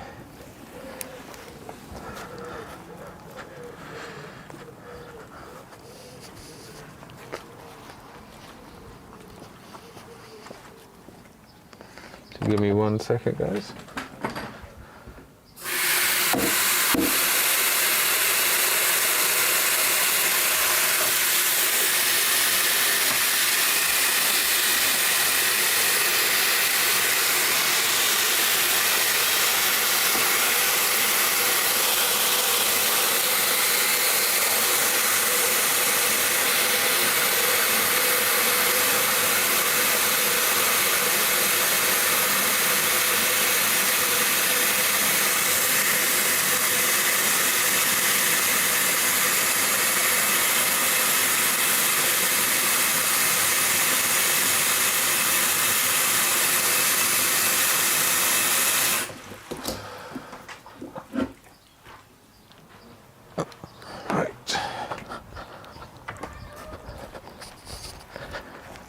Put the water now. We're going to plonk this straight on.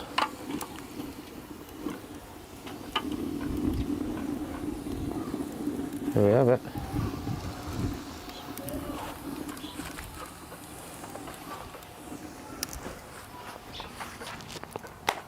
So very shortly we'll get a lid on that. Once it boils down a tiny little bit.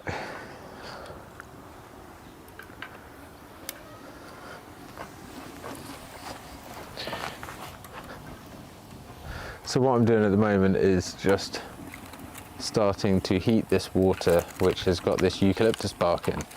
Eucalyptus bark is going to act as a leaching, it's going to leach, sorry, the tannins out of it into the water.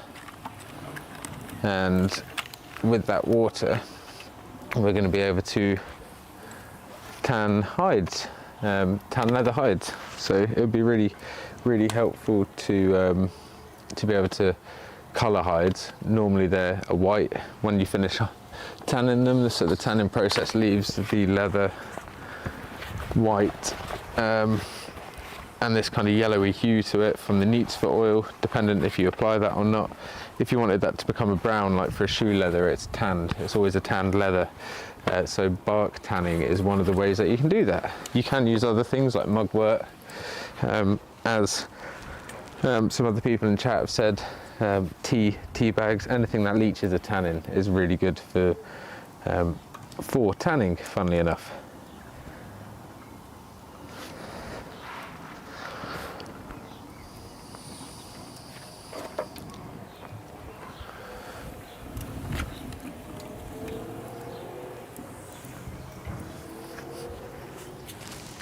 So I hope you guys are doing well. It's a quiet old Sunday today. The weather's kind of been all over the show. It's a little bit cooler now. It was boiling about 20 minutes ago, so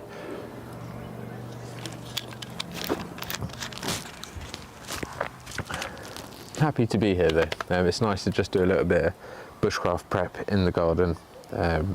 Some stuff for some future projects really. Doing this kind of stuff up in the woods can sometimes be a little bit of a pain, especially when you don't have your own woodland to do it in.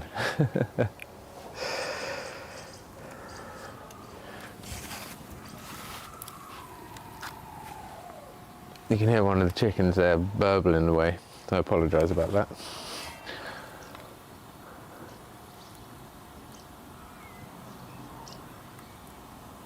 So I'm just going to put the lid on, start to trap some of that heat in. I'm going to have a little cook up as well. I think I'm going to do just a quick and easy burger. So I will probably run and grab that in a second. I will probably utilise this for cooking, showcase this. Awesome little bit of kit. So I've got my little Dubai frying pan that I'll chuck on top of here with my burger in it. Be able to fry that off nicely and then chuck it in a bun. We can have that while this is going, and then I'm going to carry on just working on the hide as and when, and yeah, it should be really nice. Can't wait to see how this turns out. I'm quite excited. It's been a long time I've been meaning to do it. I always see the eucalyptus bark and end up just burning it off. So this year I made sure to save it, and here we are. So thank you so much for tuning in as well, guys. I do appreciate it. It's been one of those weeks actually.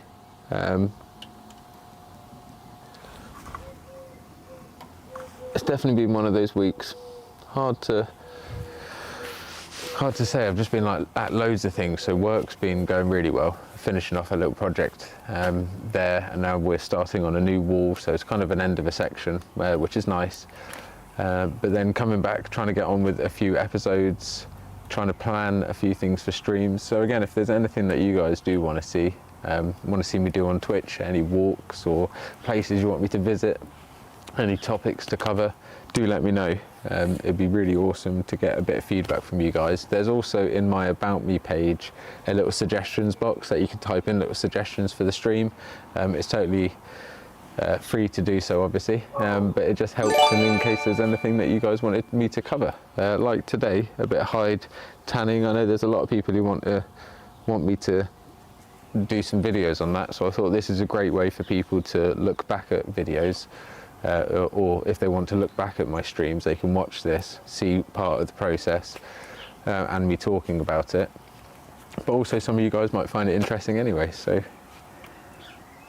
Apache Pilot gifted 1 month tier 1 to Icebreaker. Dude, how did I miss that? I'm so sorry. I'm so sorry. Thank you so much, buddy. You absolute gentleman.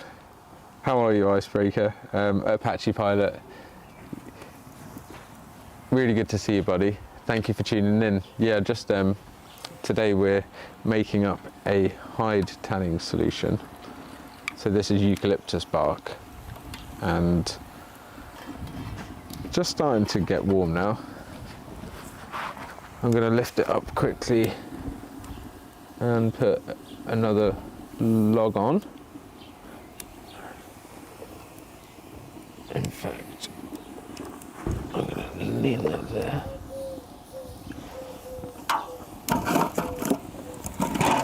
plonk them two on.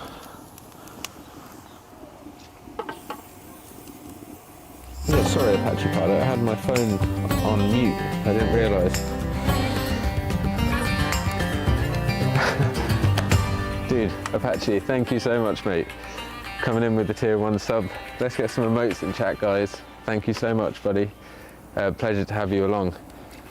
I hope you're doing well, mate. Thank you so much, not only for a gifted sub, but also for a sub as well yourself. Thank you so much. Massively appreciate it. Icebreaker, make sure you thank the gifter as well. Thanks so much, buddy. So yeah, like I said, I'm going to cook up some burgers shortly. I'm going to get a frying pan to do that. I might go and grab that in a second as a little celebration for the old subscribe. Been a hectic afternoon, like yourselves. Haha, this setup looks lovely. Thank you, mate. Yeah, I'm actually just at home in the moment, so just thought I'd get the outhouse polycotton tarp set up. It's the 4x3. I've used a pole at one end as a kind of end of the ridge, tied it off to the hornbeam hedge there. Then I've got 2 poles at the front, obviously just pegged down at the back. The wind sometimes is lifting it up, but it's a big or weighty bit of canvas. And yeah, so there's a quick ad break actually. So to the people who aren't subbed, there will be an ad break. Now I will go get the burgers, take the opportunity. I'll leave the camera on showing you this. I love the canvas tarp outhouse smashed it. Yeah, outhouse really smashed it, honestly. Let me get the bag for you quickly.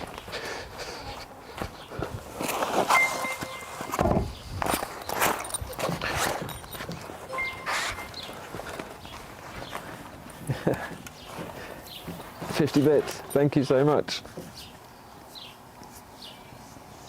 Yeah, this is the outhouse bag actually. The outhouse canvas material, so it's like polycotton. Really durable. A live making using the bow drill will be awesome. I will put that on the list, 100%. So yeah, let me just quickly, while the ad break's running, go get my frying pan burger, and I'll be back in 1 second. I'm just going to unclip the microphone. Leave it there. Keep an eye on this for me, and make sure it doesn't boil over, will you?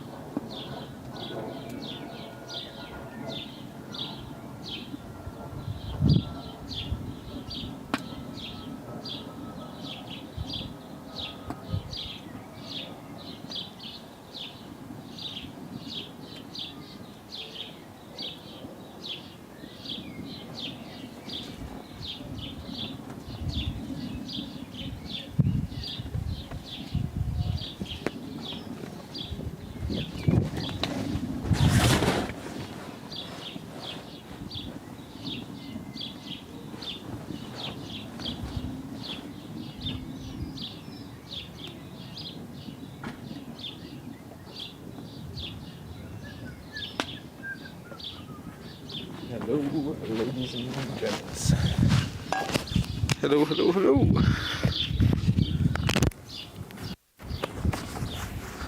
Let me get plugged back in. Oh, I might have left my phone back in there. Sorry, chat. I'll have to be 1 second again.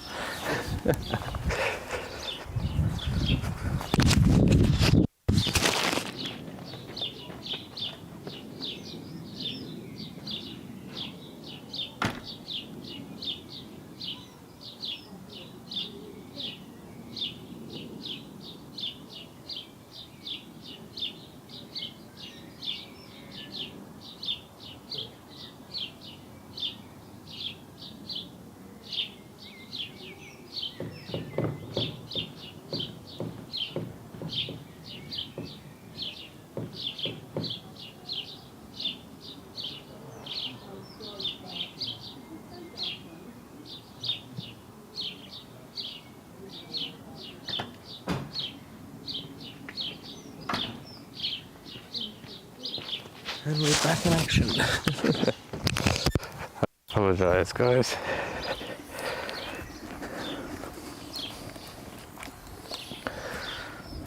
Hello. So, let's bring this along. That's interview. Nice.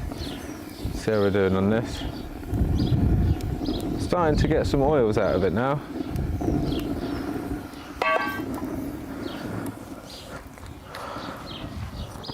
So I'm going to plonk the frying pan on top of this, and we'll give it a tiny bit of a ramp up there. So I have at the moment just a little bit of oil in this Dubai pan, which is a spun steel carbon steel pan, so it's not cast iron, but it's as good as. Great pans, and already that's getting nice and warm off of that. So we'll just let that heat up a tiny little bit, get that oil nice and up to temperature, and then we can fry off a nice burger.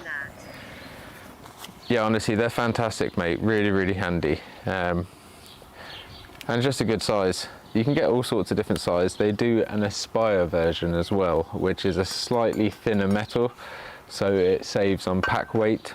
If you look up the Dubai Aspire pans, whereas these are the Master, and then they do professional ones as well, which are a little bit thicker even. But I think obviously the thicker they are, they distribute the heat a bit more evenly, but obviously add to the weight. Frying pan's something I need to have a look at more. I'm beginning to really enjoy cooking in the great outdoors. Oh mate, yeah, it's addictive when you get going.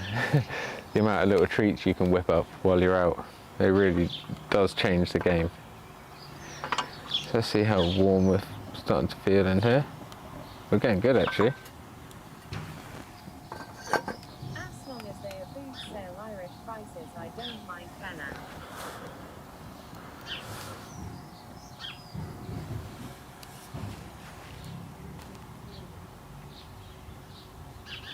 That's starting to come through well.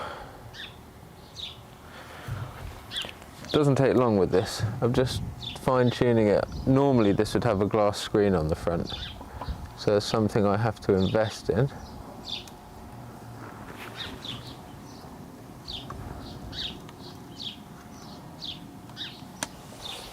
And once I do that, it will be a lot more windproof.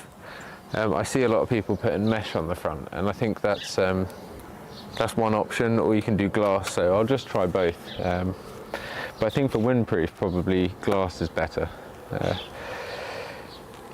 As long as they are boot sale, Irish prices, I don't mind, fella. That's it, dude. I think the Dubai pans actually, because they're chef pans, you know, used like professionally by chefs, they're actually quite reasonably priced. They're not kind of like the professional range where they're going to charge you like £300 for a pan.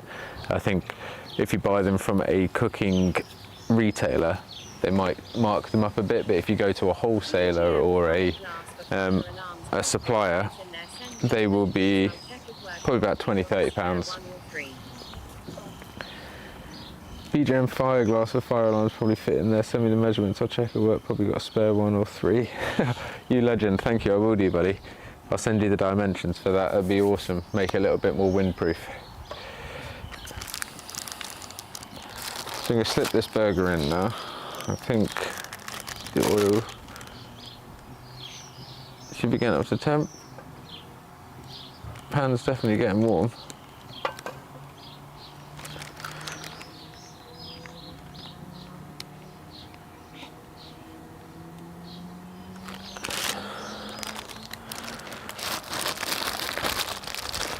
Moment of truth, we'll see if it's hot enough.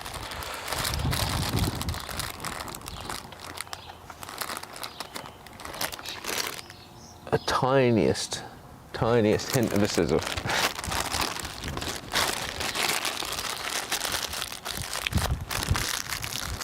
Now if it starts playing up, then I do have an awesome Kadai grill which fits on the top of here as well, so we can always do a little bit of switcheroo.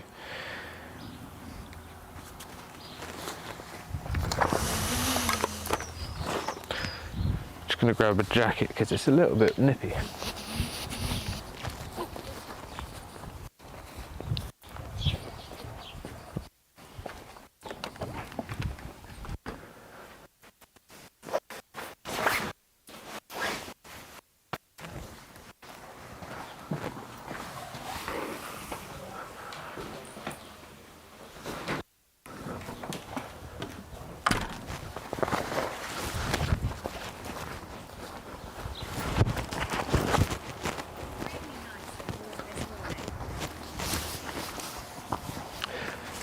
Yeah, it was honestly gorgeous this morning, and now it's just come in a tiny little bit, but it's not that shocking at this time of year, to be honest.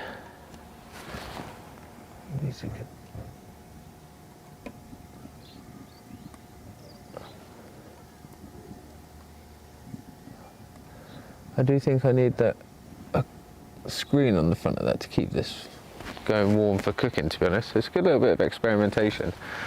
I think what I am going to do is quickly whip this off and start flash frying this. Would that burger be sweet, fella? Oh yes, yeah, 100%. Top 5 or 10 tips for beginners getting into wild camping, or what 5 or 10 things you wish you knew before starting the outdoor adventure. How do you find wild camp locations? Bazooka bums, I will absolutely do that. So top 5 or 10 tips for beginners getting into wild camping, or what 5 or 10 things you wish you knew before starting the outdoor adventure. Not keen on roundabouts, yeah, 100% dude. No, I totally get that, totally understand. I will try and do that, that sounds like a great idea. And in fact, I've wanted to transition my channel into a bit more of the kind of how-to-y stuff, because I do love doing those videos. And although I love vlogging and sharing my camp videos, sometimes it gets not the samey, but yeah, it'd be nice to switch it up and kind of do a bit more skill sharing, which is obviously what this stream's all about. So I do love doing these streams and kind of sharing these adventures with you, because I get to just do all my normal stuff anyway and share that with you. So yeah, I don't think it's getting there, but what I'm going to do is quickly get the Kadai grill. We'll show you that. We'll sweep this off the ground onto the ground for a second, because the bark canning can be done when I am full and fed. But yeah, when I get hungry, it's a bit undeniable, to be honest. So I'm going to just plonk this off to the side.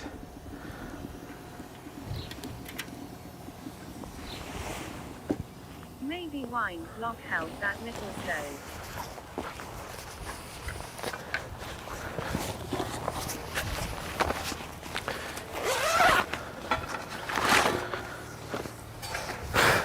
So I've got this Kadai grill here, which sits perfectly on top of there.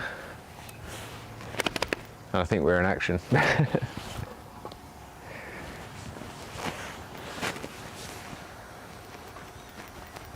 Whack that burger onto there. I'll go whack this inside very quickly.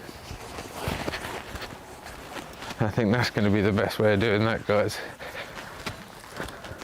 I'm also going to grab my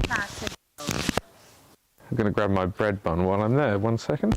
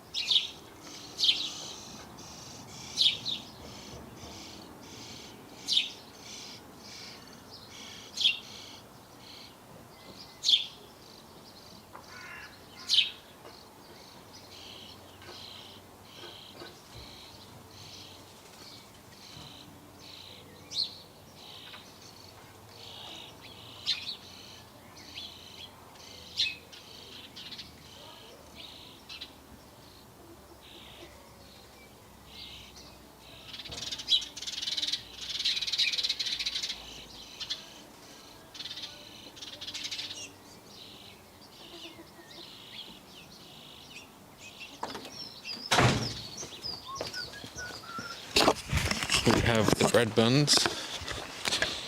We have bachelor.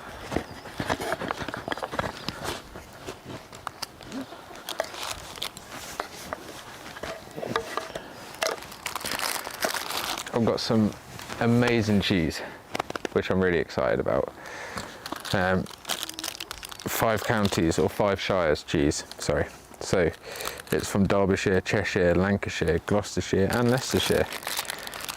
It's fantastic. Don't know if you guys have ever seen a cheese like that. If you haven't, next time you're out, have a look for it. It's fantastic.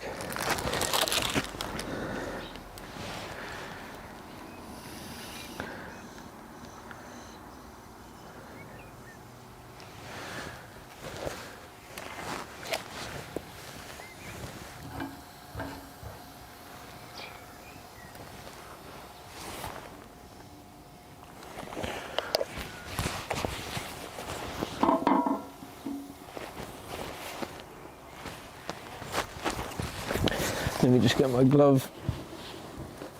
I'm going to regret moving that without it.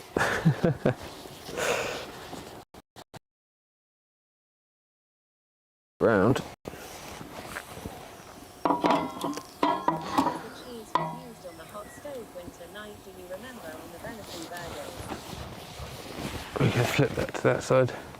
What was the cheese you used on the hot stove winter night? Do you remember, on the venison burger? It might have been Mexicana chili cheese. If not, it might have been this. I can't remember. I think it was Mexicana. Yeah, I think it was a chili cheese. That is fantastic as well. I love it. One of my favourites. So I've got a muffin roll there, which I'm going to slice open. Now that burger's starting to bubble away, which is fantastic.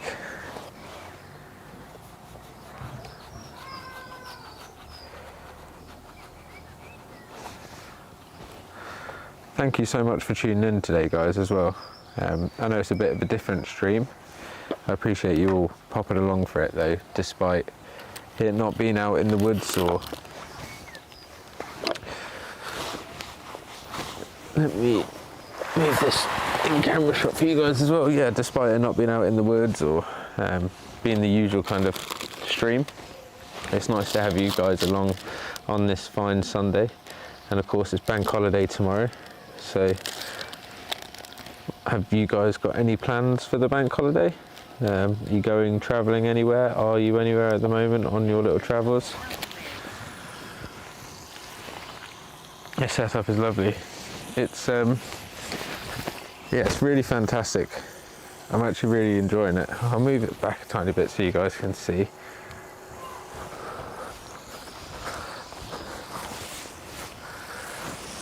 Hopefully that's a bit better for you guys.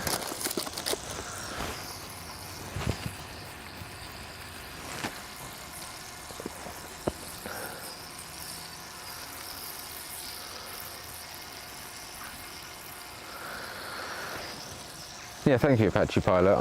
I'm actually really happy with that. I'd love this in a field setup. It would be great.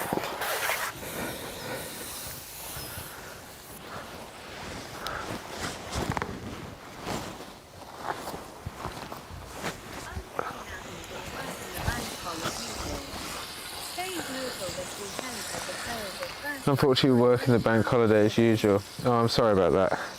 It's that's a nightmare about work when you've got like weekends or stuff like that. But I guess you get some nice time off in the week, which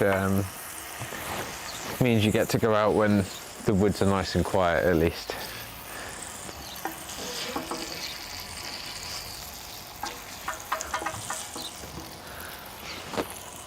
Starting to get a really nice sizzle on this burger.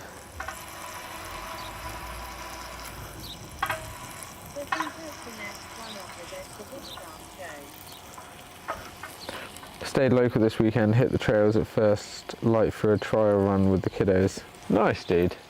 Nice. How are the kids doing? Are they worn out enough for the weekend? Or they still got plenty of energy? Excited about the bank holiday, I guess. But we booked the next one off as it's the Bushcraft show. Hey, that's it. Yep, what is it? The 25th weekend of the 25th. I'm extremely excited. Who of you guys in chat, YouTube or Twitch are going to the Bushcraft show this year? I know who I've got to look out for.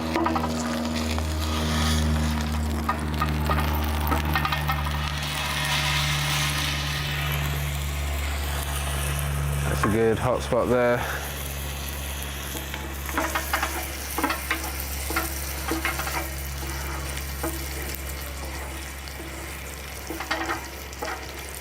Get some of those juices up to the burger.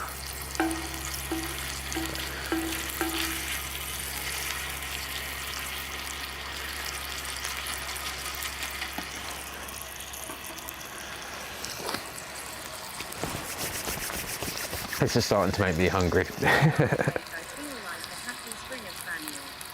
First one for me, can't wait. I bet, Apache. It's going to be fantastic.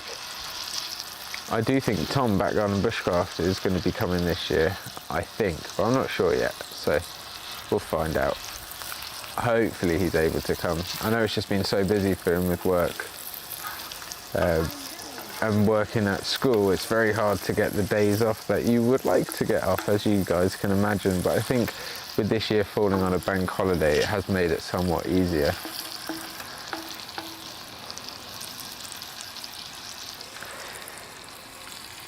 I'm going and camping in the woods. Lynch 68, that's awesome, buddy.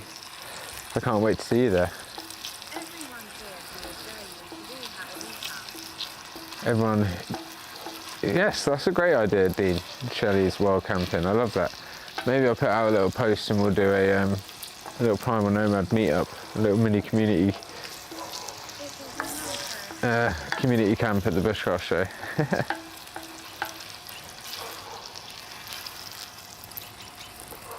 It'll be your first time going. That's fantastic. You are going to love it. So many stalls and traders. So much of everything, honestly. I'm just trying to see where the hottest spot on this grill is. I think it is up at that top corner.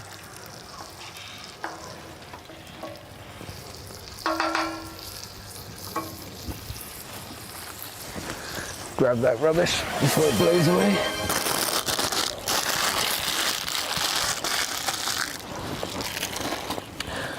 So yeah, guys, exciting news as well. I've got another there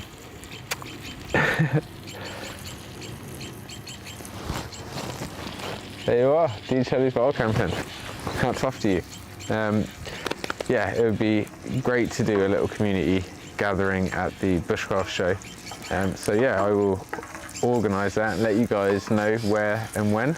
That'd be great. We can all meet up. Yeah, that'd be awesome. I love that idea. What a fantastic shout.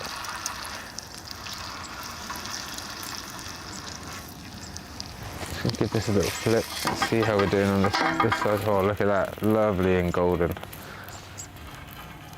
On that side. Where are you feeling like it's hot? Just under here, I think. Perfect.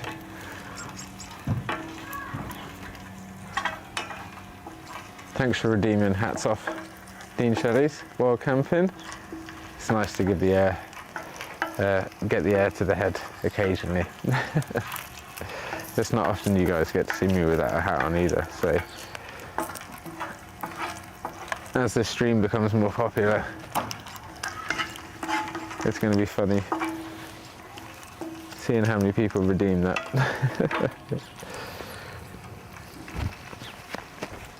I'll get it back on, sorry it's short-lived.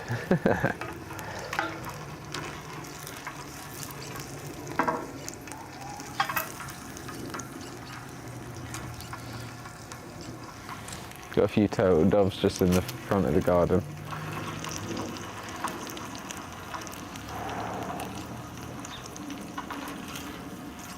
I'm tempted to get an egg for this burger as well. What do you guys reckon? Egg or no egg? It's not too far for me to walk to have a look if there is one in the chicken hutch anyway, that's for sure.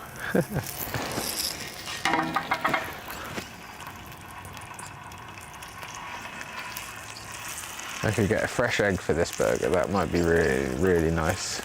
Although if I did that, I'd have to do sweet chili sauce or something.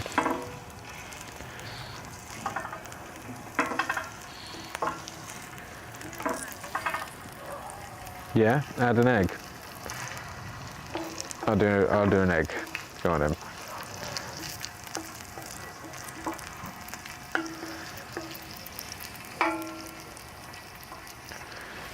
I'll be 1 second.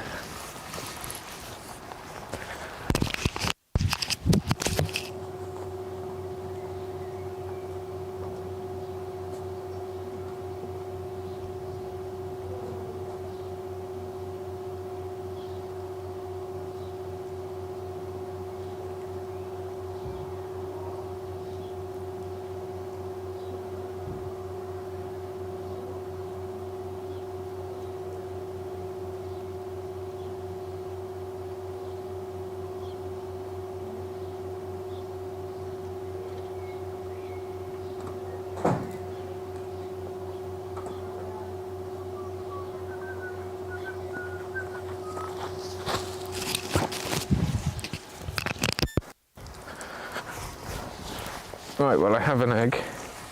I've also got some sweet chili sauce because it has to be done. There's an egg from Bran, our road rock. She's a black chicken, blue and kind of greeny turquoisey feathers, absolutely stunning hen.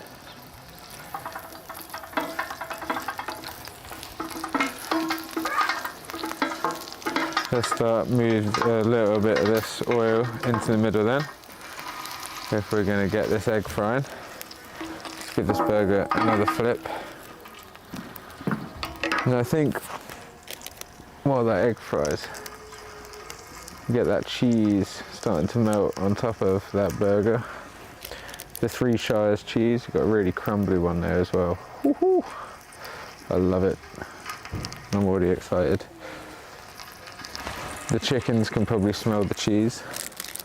They absolutely love a little bit of spare cheese, as does any animal, I think.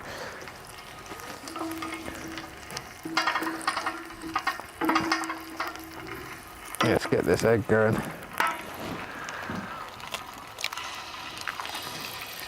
thought it was going to go down there.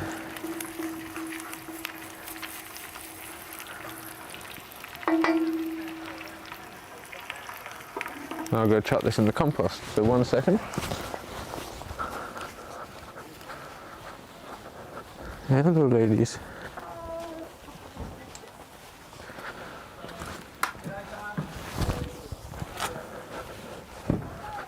that one of your eggs, is it, Bran?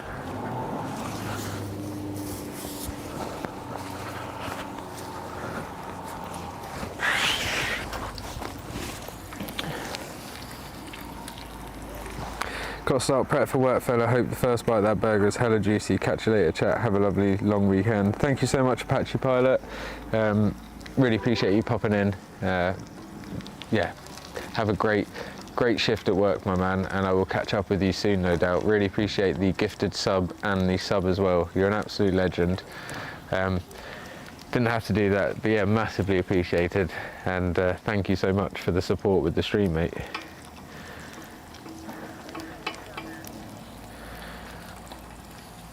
Thank you, Apache, mate. You have a good shift, and I will let you know how this burger goes. I'm sure it's going to be fantastic.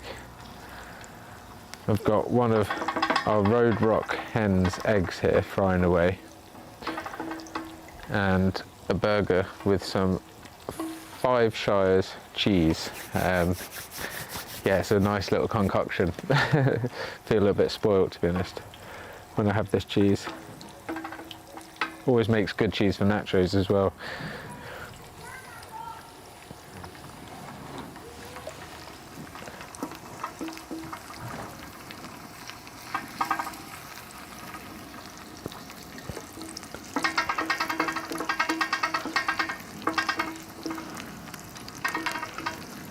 That's frying nicely now.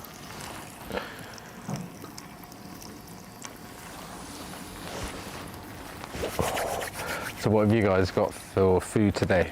You planning to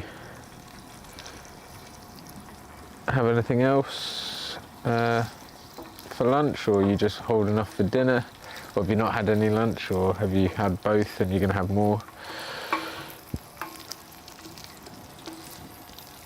I'm pretty excited. I've had a few kind of breakfasty bits a few times today. So I had like a bacon sarnie and then like a sausage sarnie. So a lot of meat and bread, but never that's an issue for me, really. Oh, this is starting to look good. That yolk is bubbling.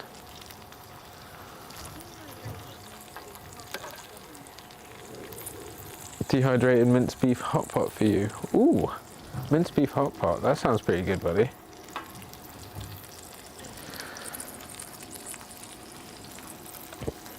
When you say dehydrated, is it like a camp meal, or is it like a ration kind of thing? Sounds pretty interesting.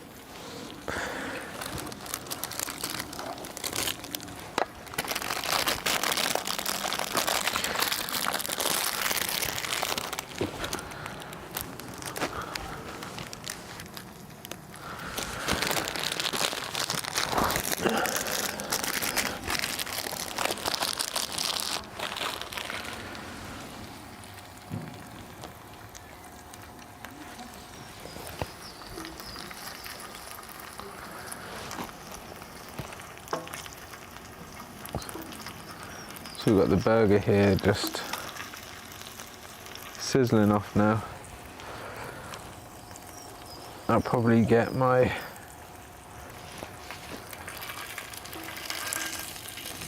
burger slid onto there.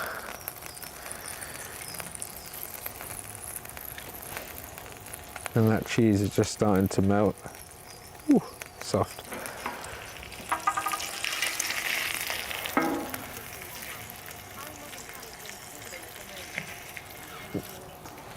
Oh, just caught it.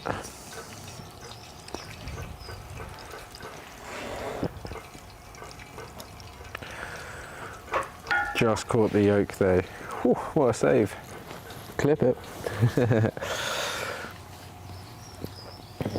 Camp meal adventure foods one. I'm on a hike in Sweden at the moment. That's amazing. Dexter, that's fantastic. Thank you for tuning in from Sweden, buddy. I hope it's going well over there for you.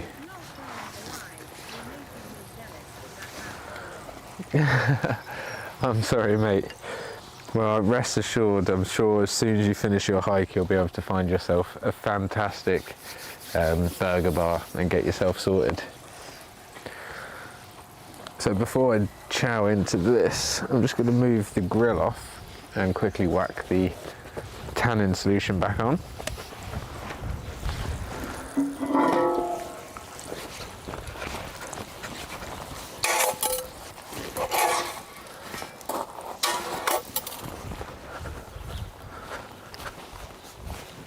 So we'll whack this bad boy back on.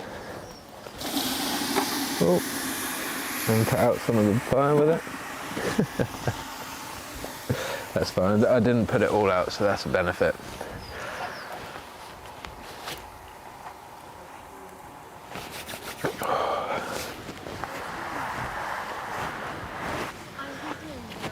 It's going better than I thought, to be fair.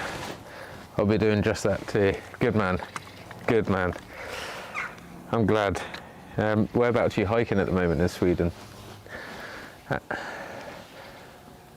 And what's the weather like?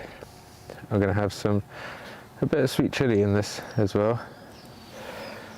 Chilli and eggs always go really well. Right, this might be a bit messy, so excuse me guys if I just unplug my lav mic. Can you still hear me if I talk now?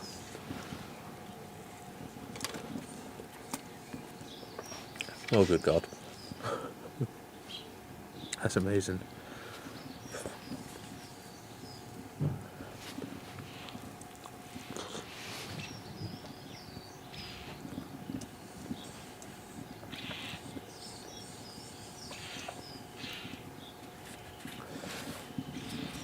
That is incredible. I'll get that cheese back in.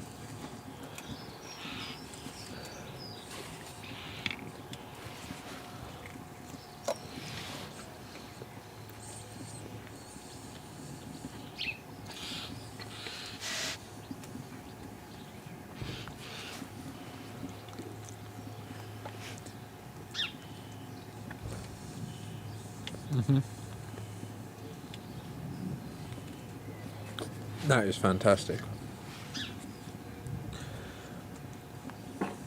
Egg in the burger always changes the game. Trail, just north of Gothenburg. Weather's been lovely, but due some rain overnight. The Bohuslän Trail, just north of Gothenburg. Weather's been lovely, but due some rain overnight. Oh bless you, buddy. We'll hunker down well. I hope the rain's not too persistent and you get a bit of a break. But it's part of being outside, isn't it, I guess. I hope you're all prepared and squared away. Have you got long left on your hike, buddy?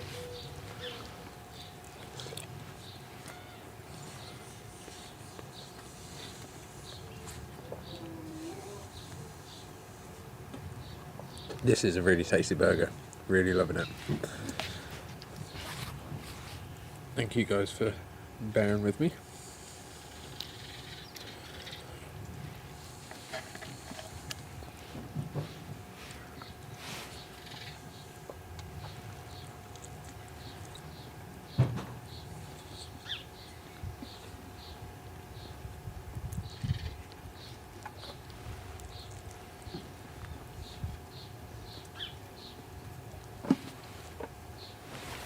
See how the bark solution is doing.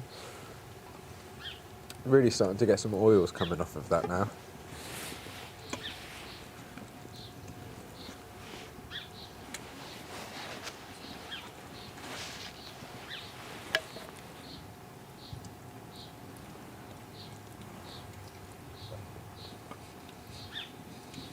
I'm all prepped in a cabin by a lake. 2 more days walking and have a day in hand to rest tomorrow. All prepped in a cabin by a lake. That's amazing, buddy. So very jealous. You should be live streaming. That sounds fantastic. I bet the signal is probably like few and far between now out there. What an amazing opportunity. I really do hope you enjoy your trip. And yeah, definitely take advantage of that day of rest.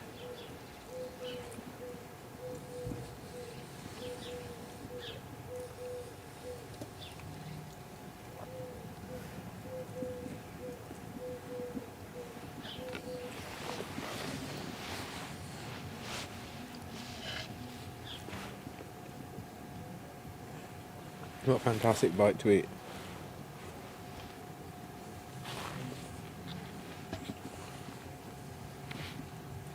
I'm really interested to see what kind of colour the Thanks, dude. bark tanning solution comes out on its own. I know the end result in the leather is quite a yellowish hue, or like kind of golden brown, but I wonder if the solution would be quite dark.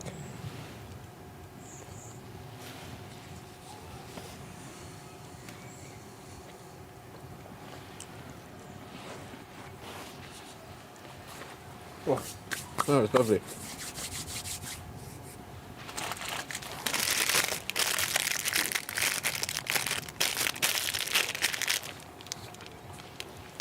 Can I excuse myself for like 5 minutes, guys? I'm just going to go in and just clear myself up. So if you would like to now go get yourself a drink, get yourself a refreshment, I'll probably run ads while I do so. I mean, ads won't come in the future for the next last bit of the stream. And yeah, I'll be about 5 minutes. So go get yourself a drink, get yourself a snack. I know I'm just good and fed up.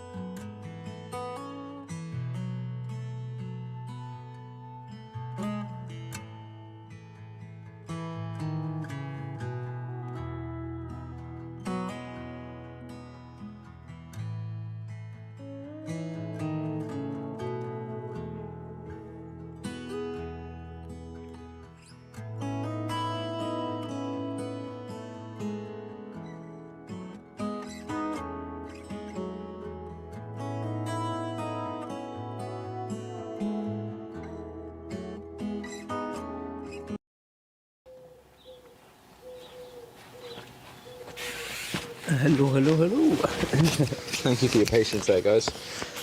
I'm all cleaned up after food. I'm feeling Extremely refreshed, revitalized, re-energized. Excited to have a little look inside this pot as well. How are you guys? Did you have a nice little break? Hope you're all enjoying today so far as well. So it's starting to get some good temperature in here. Good enough to still handle, which is great. Just about. It's getting warm, very warm. So I'm going to want to steep this for a good half an hour. Hello brother, just got back from my spoon carving course. What are we up to, bro? Back Garden Bushcraft, how you doing, buddy?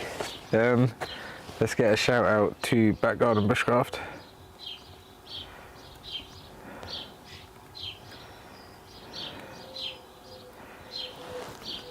Okay, that didn't work. Apologies, I'll have to fix that command. But yeah, big shout out. Tom, what am I up to? I'm making a eucalyptus tanning solution here. So I've got some eucalyptus bark stewing away in some water to extract the tannins out of it to make a tannin solution for my hides. I've been breaking in today a muntjac hide. Doing quite well on it actually. It's a lot more soft and supple. It was a big rigid sheet earlier today, so we've got it down quite a lot. We've managed to really work that hide down. We've cooked some burgers with a homegrown egg in it. So yeah, I've been doing all sorts, even using this kind of rounded off bit of eucalyptus just to help break this hide. But mainly just sitting working this. How's your spoon carving course gone, my man? If anyone doesn't know, Tom Back Garden Bushcraft runs spoon carving courses at Badgels Wood down in Surrey, I believe it is, or Kent, one of the two, and it's a fantastic location. So yeah, hope that went well for you, buddy, today.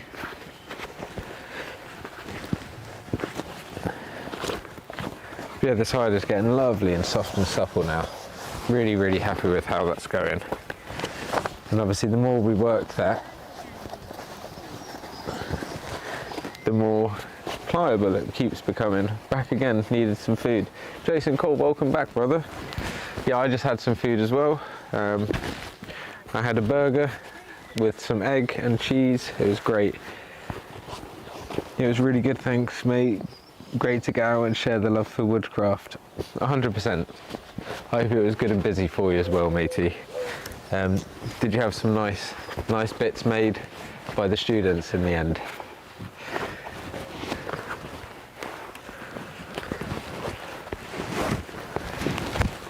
So I'll just keep working in this hide at the moment, keep trying to stretch it. There's a few little areas where it's still a little bit stiff.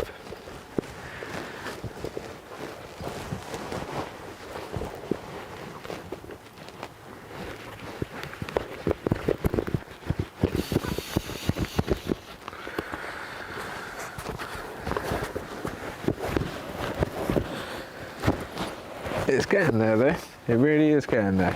Really happy with how it's coming along.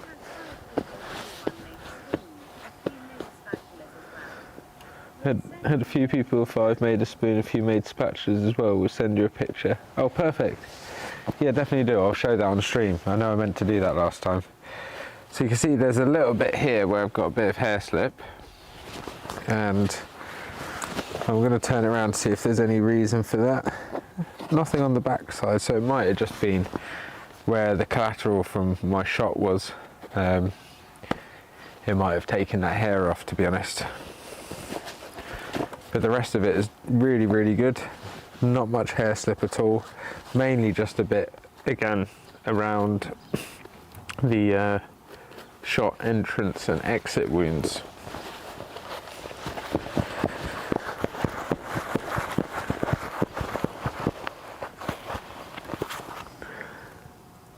Oh, you just sent me this now. Here we are, guys. There's Tom and his 5 students, or Tom's 5 students this weekend. He's just finished with running a carving course. So some fantastic bits of kit there. Well done, buddy. That looks awesome.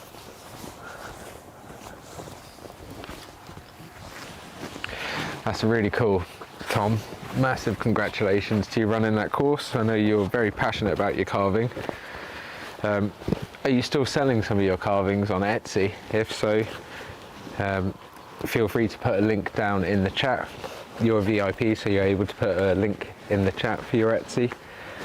If not, make sure you put a link down to your campfire carvings, because they're very valuable courses to anyone who's who's looking to get into carving.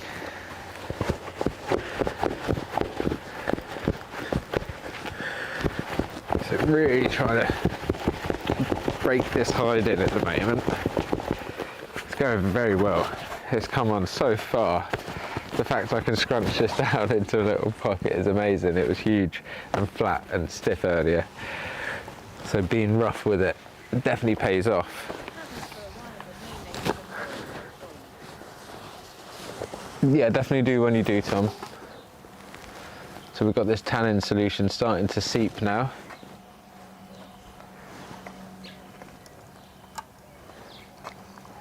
So if I do that, you guys can probably see the colour up against the lid. It's becoming a yellowy, kind of brownish, brackish kind of solution from that bark. And that's going to really, really help tan this leather. A live stream with both you and Tom, but both carving something would be good.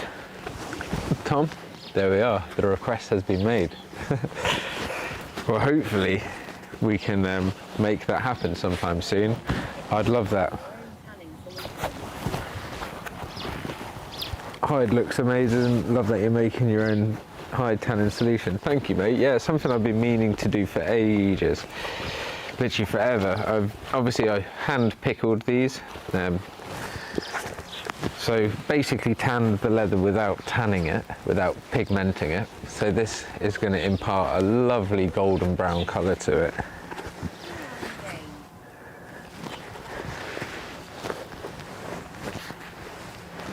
Sure, I'm game. Perfect, there we are. The man himself has spoken.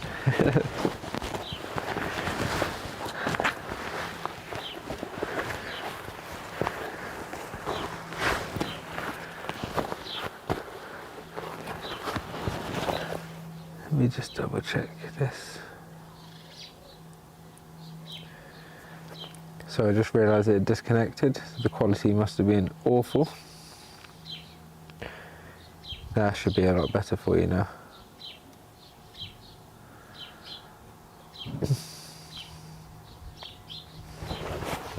Hopefully the quality starts improving. Sorry about that drop there.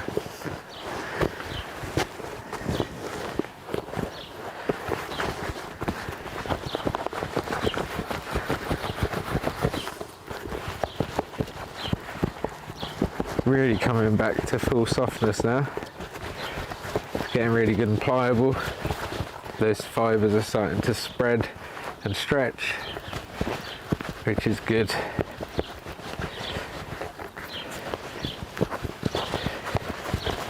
Oh, still a little bit of a hard spot there. So we'll keep working on this. It's where there's a little bit of thickness to the leather. It gets a little bit stiffer, and you could thin the leather out by sanding or scraping a bit more in that area, but when I'm using it as a bushcraft rug, it's nice to have it as thick as you can in some areas so you don't wear through it, but you don't want it super thick that it weighs a ton. But generally speaking, on something like a muntjac, there's not a great amount of skin on here. So what I'm doing at the moment is just scrunching up, working in the pattern around this, and kind of trying to stretch and scrunch. And you can see it's making those little dimples in the backside there. But where I've done that, it's so soft now, so soft.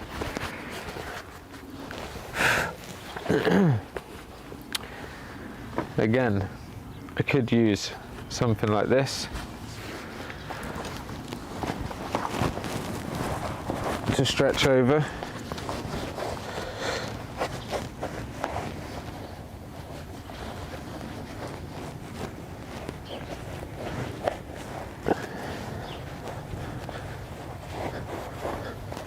But it becomes a little bit difficult with something so short. I do have a pole there that I can do it on a bit later.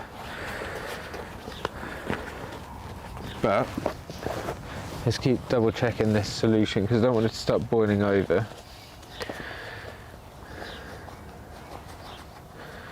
This is some eucalyptus bark steeping in some water, and as of yet it's just starting to get to the boil. We're just starting to get a few bubbles up through it.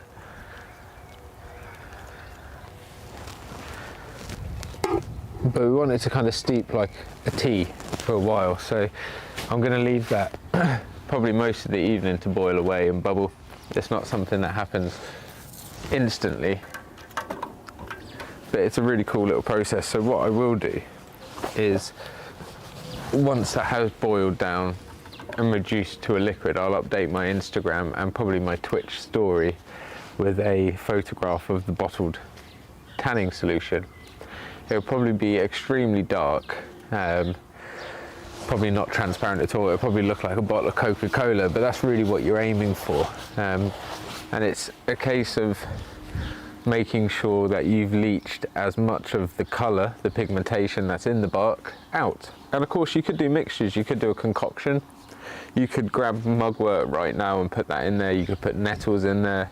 You could put bark from Douglas fir, oak, ash. Basically any bark will work. The darker the better.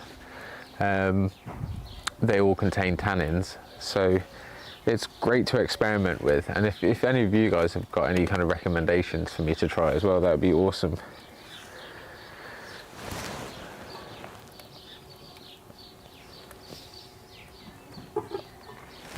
Ooh, smoky in the eyes. Let's see about getting this.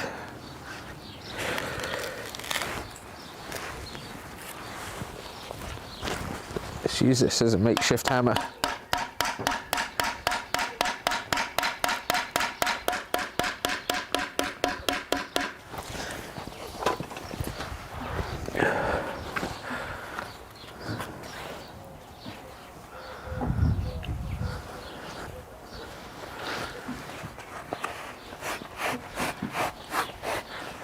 We can use this now, which is a rounded end on the stake,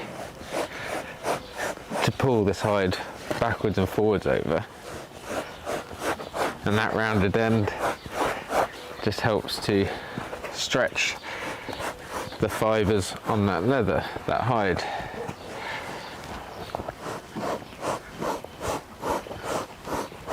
Well, your broadband is slow today. Well, actually it's on like 8,000 kilobytes a second at the moment, so it should be it should be insanely fast at the moment.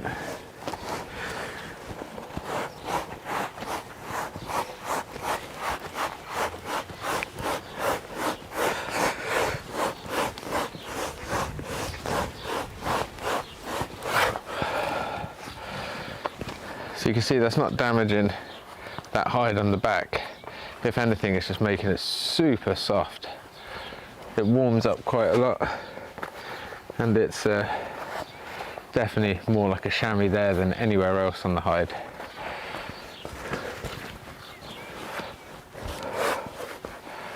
So we'll keep doing that now.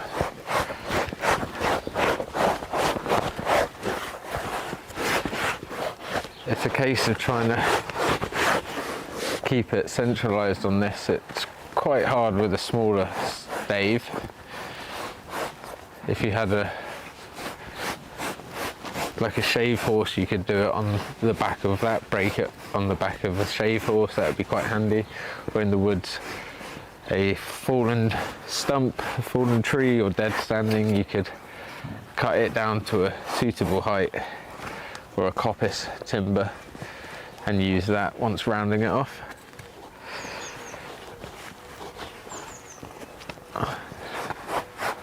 But this method works just as well.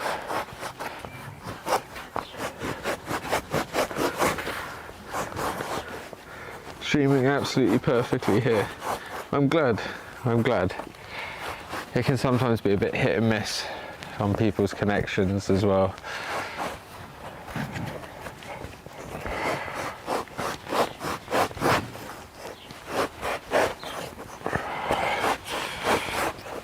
Really try to stretch this out.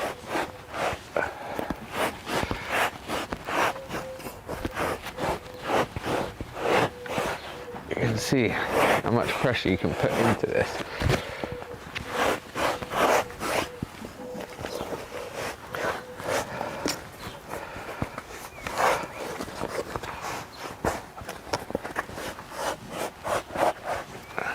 But you can see how much softer that's become already.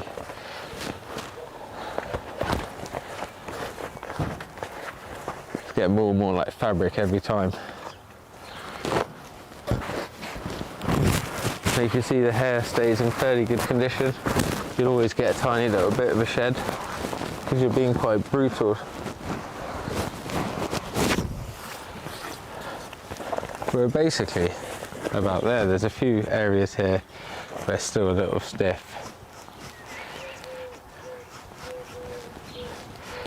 Which we can use and pull over the end.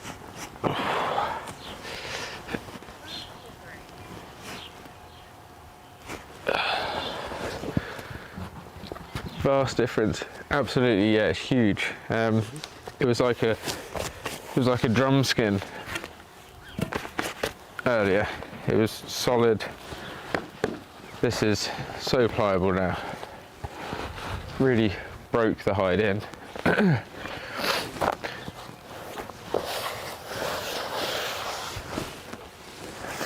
it's lovely. I mean, there's a few little bits of green on here.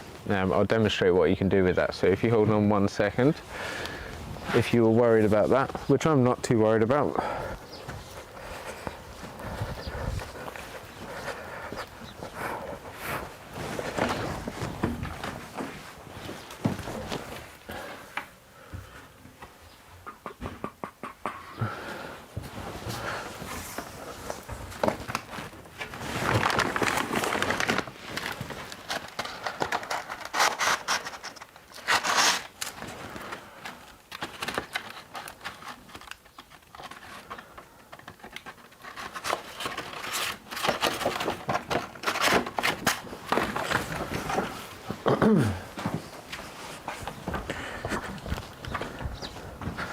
Right, so I've just gone out of shop to get a bit of sandpaper.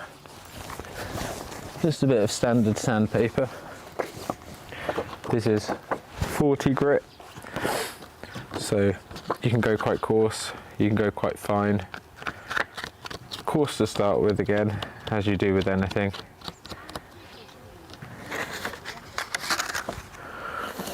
I keep the green memories of the effort put in. That's very true, 100%.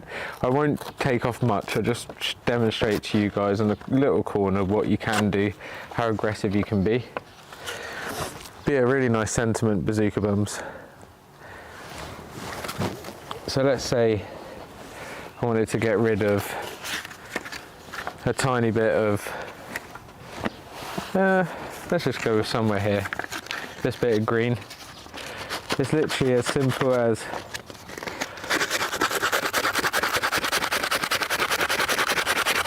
just rough up with some sandpaper. Go in one direction, then finish off in the circular motion I found gives a nice finish.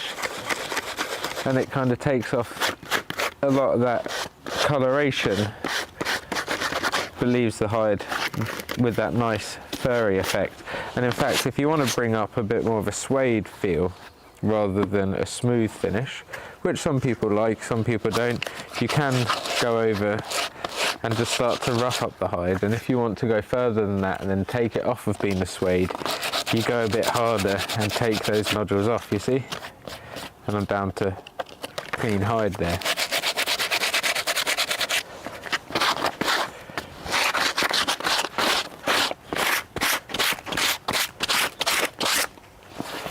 But I think, like you say, it's nice as memories of the work that you've put in, the journeys that you brought it on, and the hands that have worked it. I think they take their own memories with them, which is a really nice part of the story, and your natural oils will protect that as well. Obviously you could neats for oil that as well, so get the hooves of deer, you can boil that down, and the oil that you get off that you could apply. Like I said, you can buy that bottled neat's foot oil, really handy, and it makes leather so soft and supple. It's the finishing stages that I do when I prepare my hides, when I tan them. Even though technically it's not tanned just yet, it hasn't been pigmented, it's not brown, so it hasn't got a tan applied to it. It has been pickled though.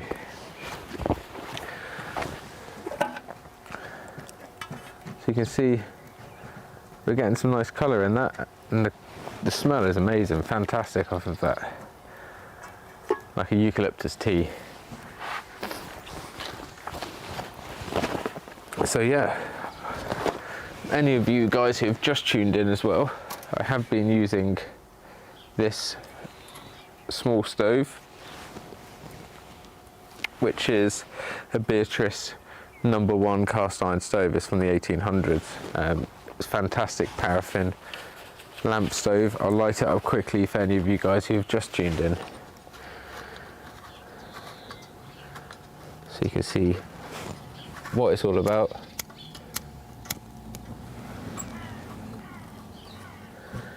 It's such a lovely aesthetic, and it allows you to keep water hot and boiled on the side as well. So a fantastic little bit of kind of bit of history, and something I'm looking forward to keeping going.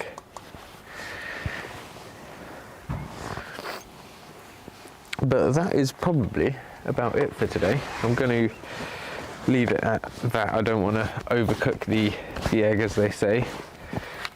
This has got quite a while to go. The hide is fairly well broken in for my purposes. If I wanted to go for clothing, maybe I'd want to go a little bit further.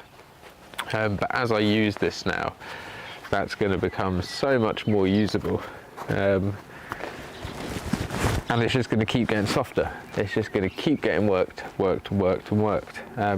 Obviously, if this got wet and dried out again, it might stiffen up again. If that does happen, you can just do the same process. You can be quite vigorous with leather, and it is very forgiving. So yeah, I just wanted to say massive thank you to all of you guys for tuning in. I'm going to do a little raid, set up a little raid now. And like I said, I will post in a day or two, whenever this is completely finished, a picture of the bottled solution so you guys can see it. But you can see it's just as simple as boiling up some bark. This is eucalyptus, and it's been nice just spending a bit of time out here cooking up and cracking on with you guys. So thank you to each and every one of you for tuning in. Let me get a raid set up.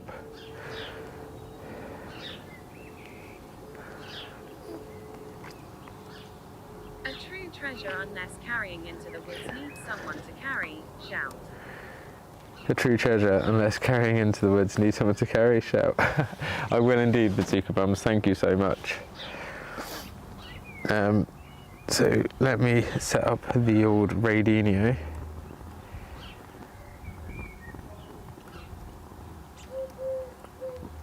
On here.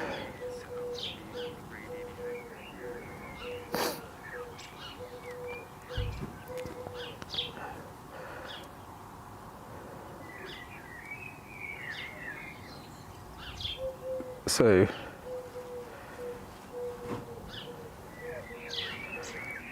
we are going to raid a Mr. Fuzzy Bond.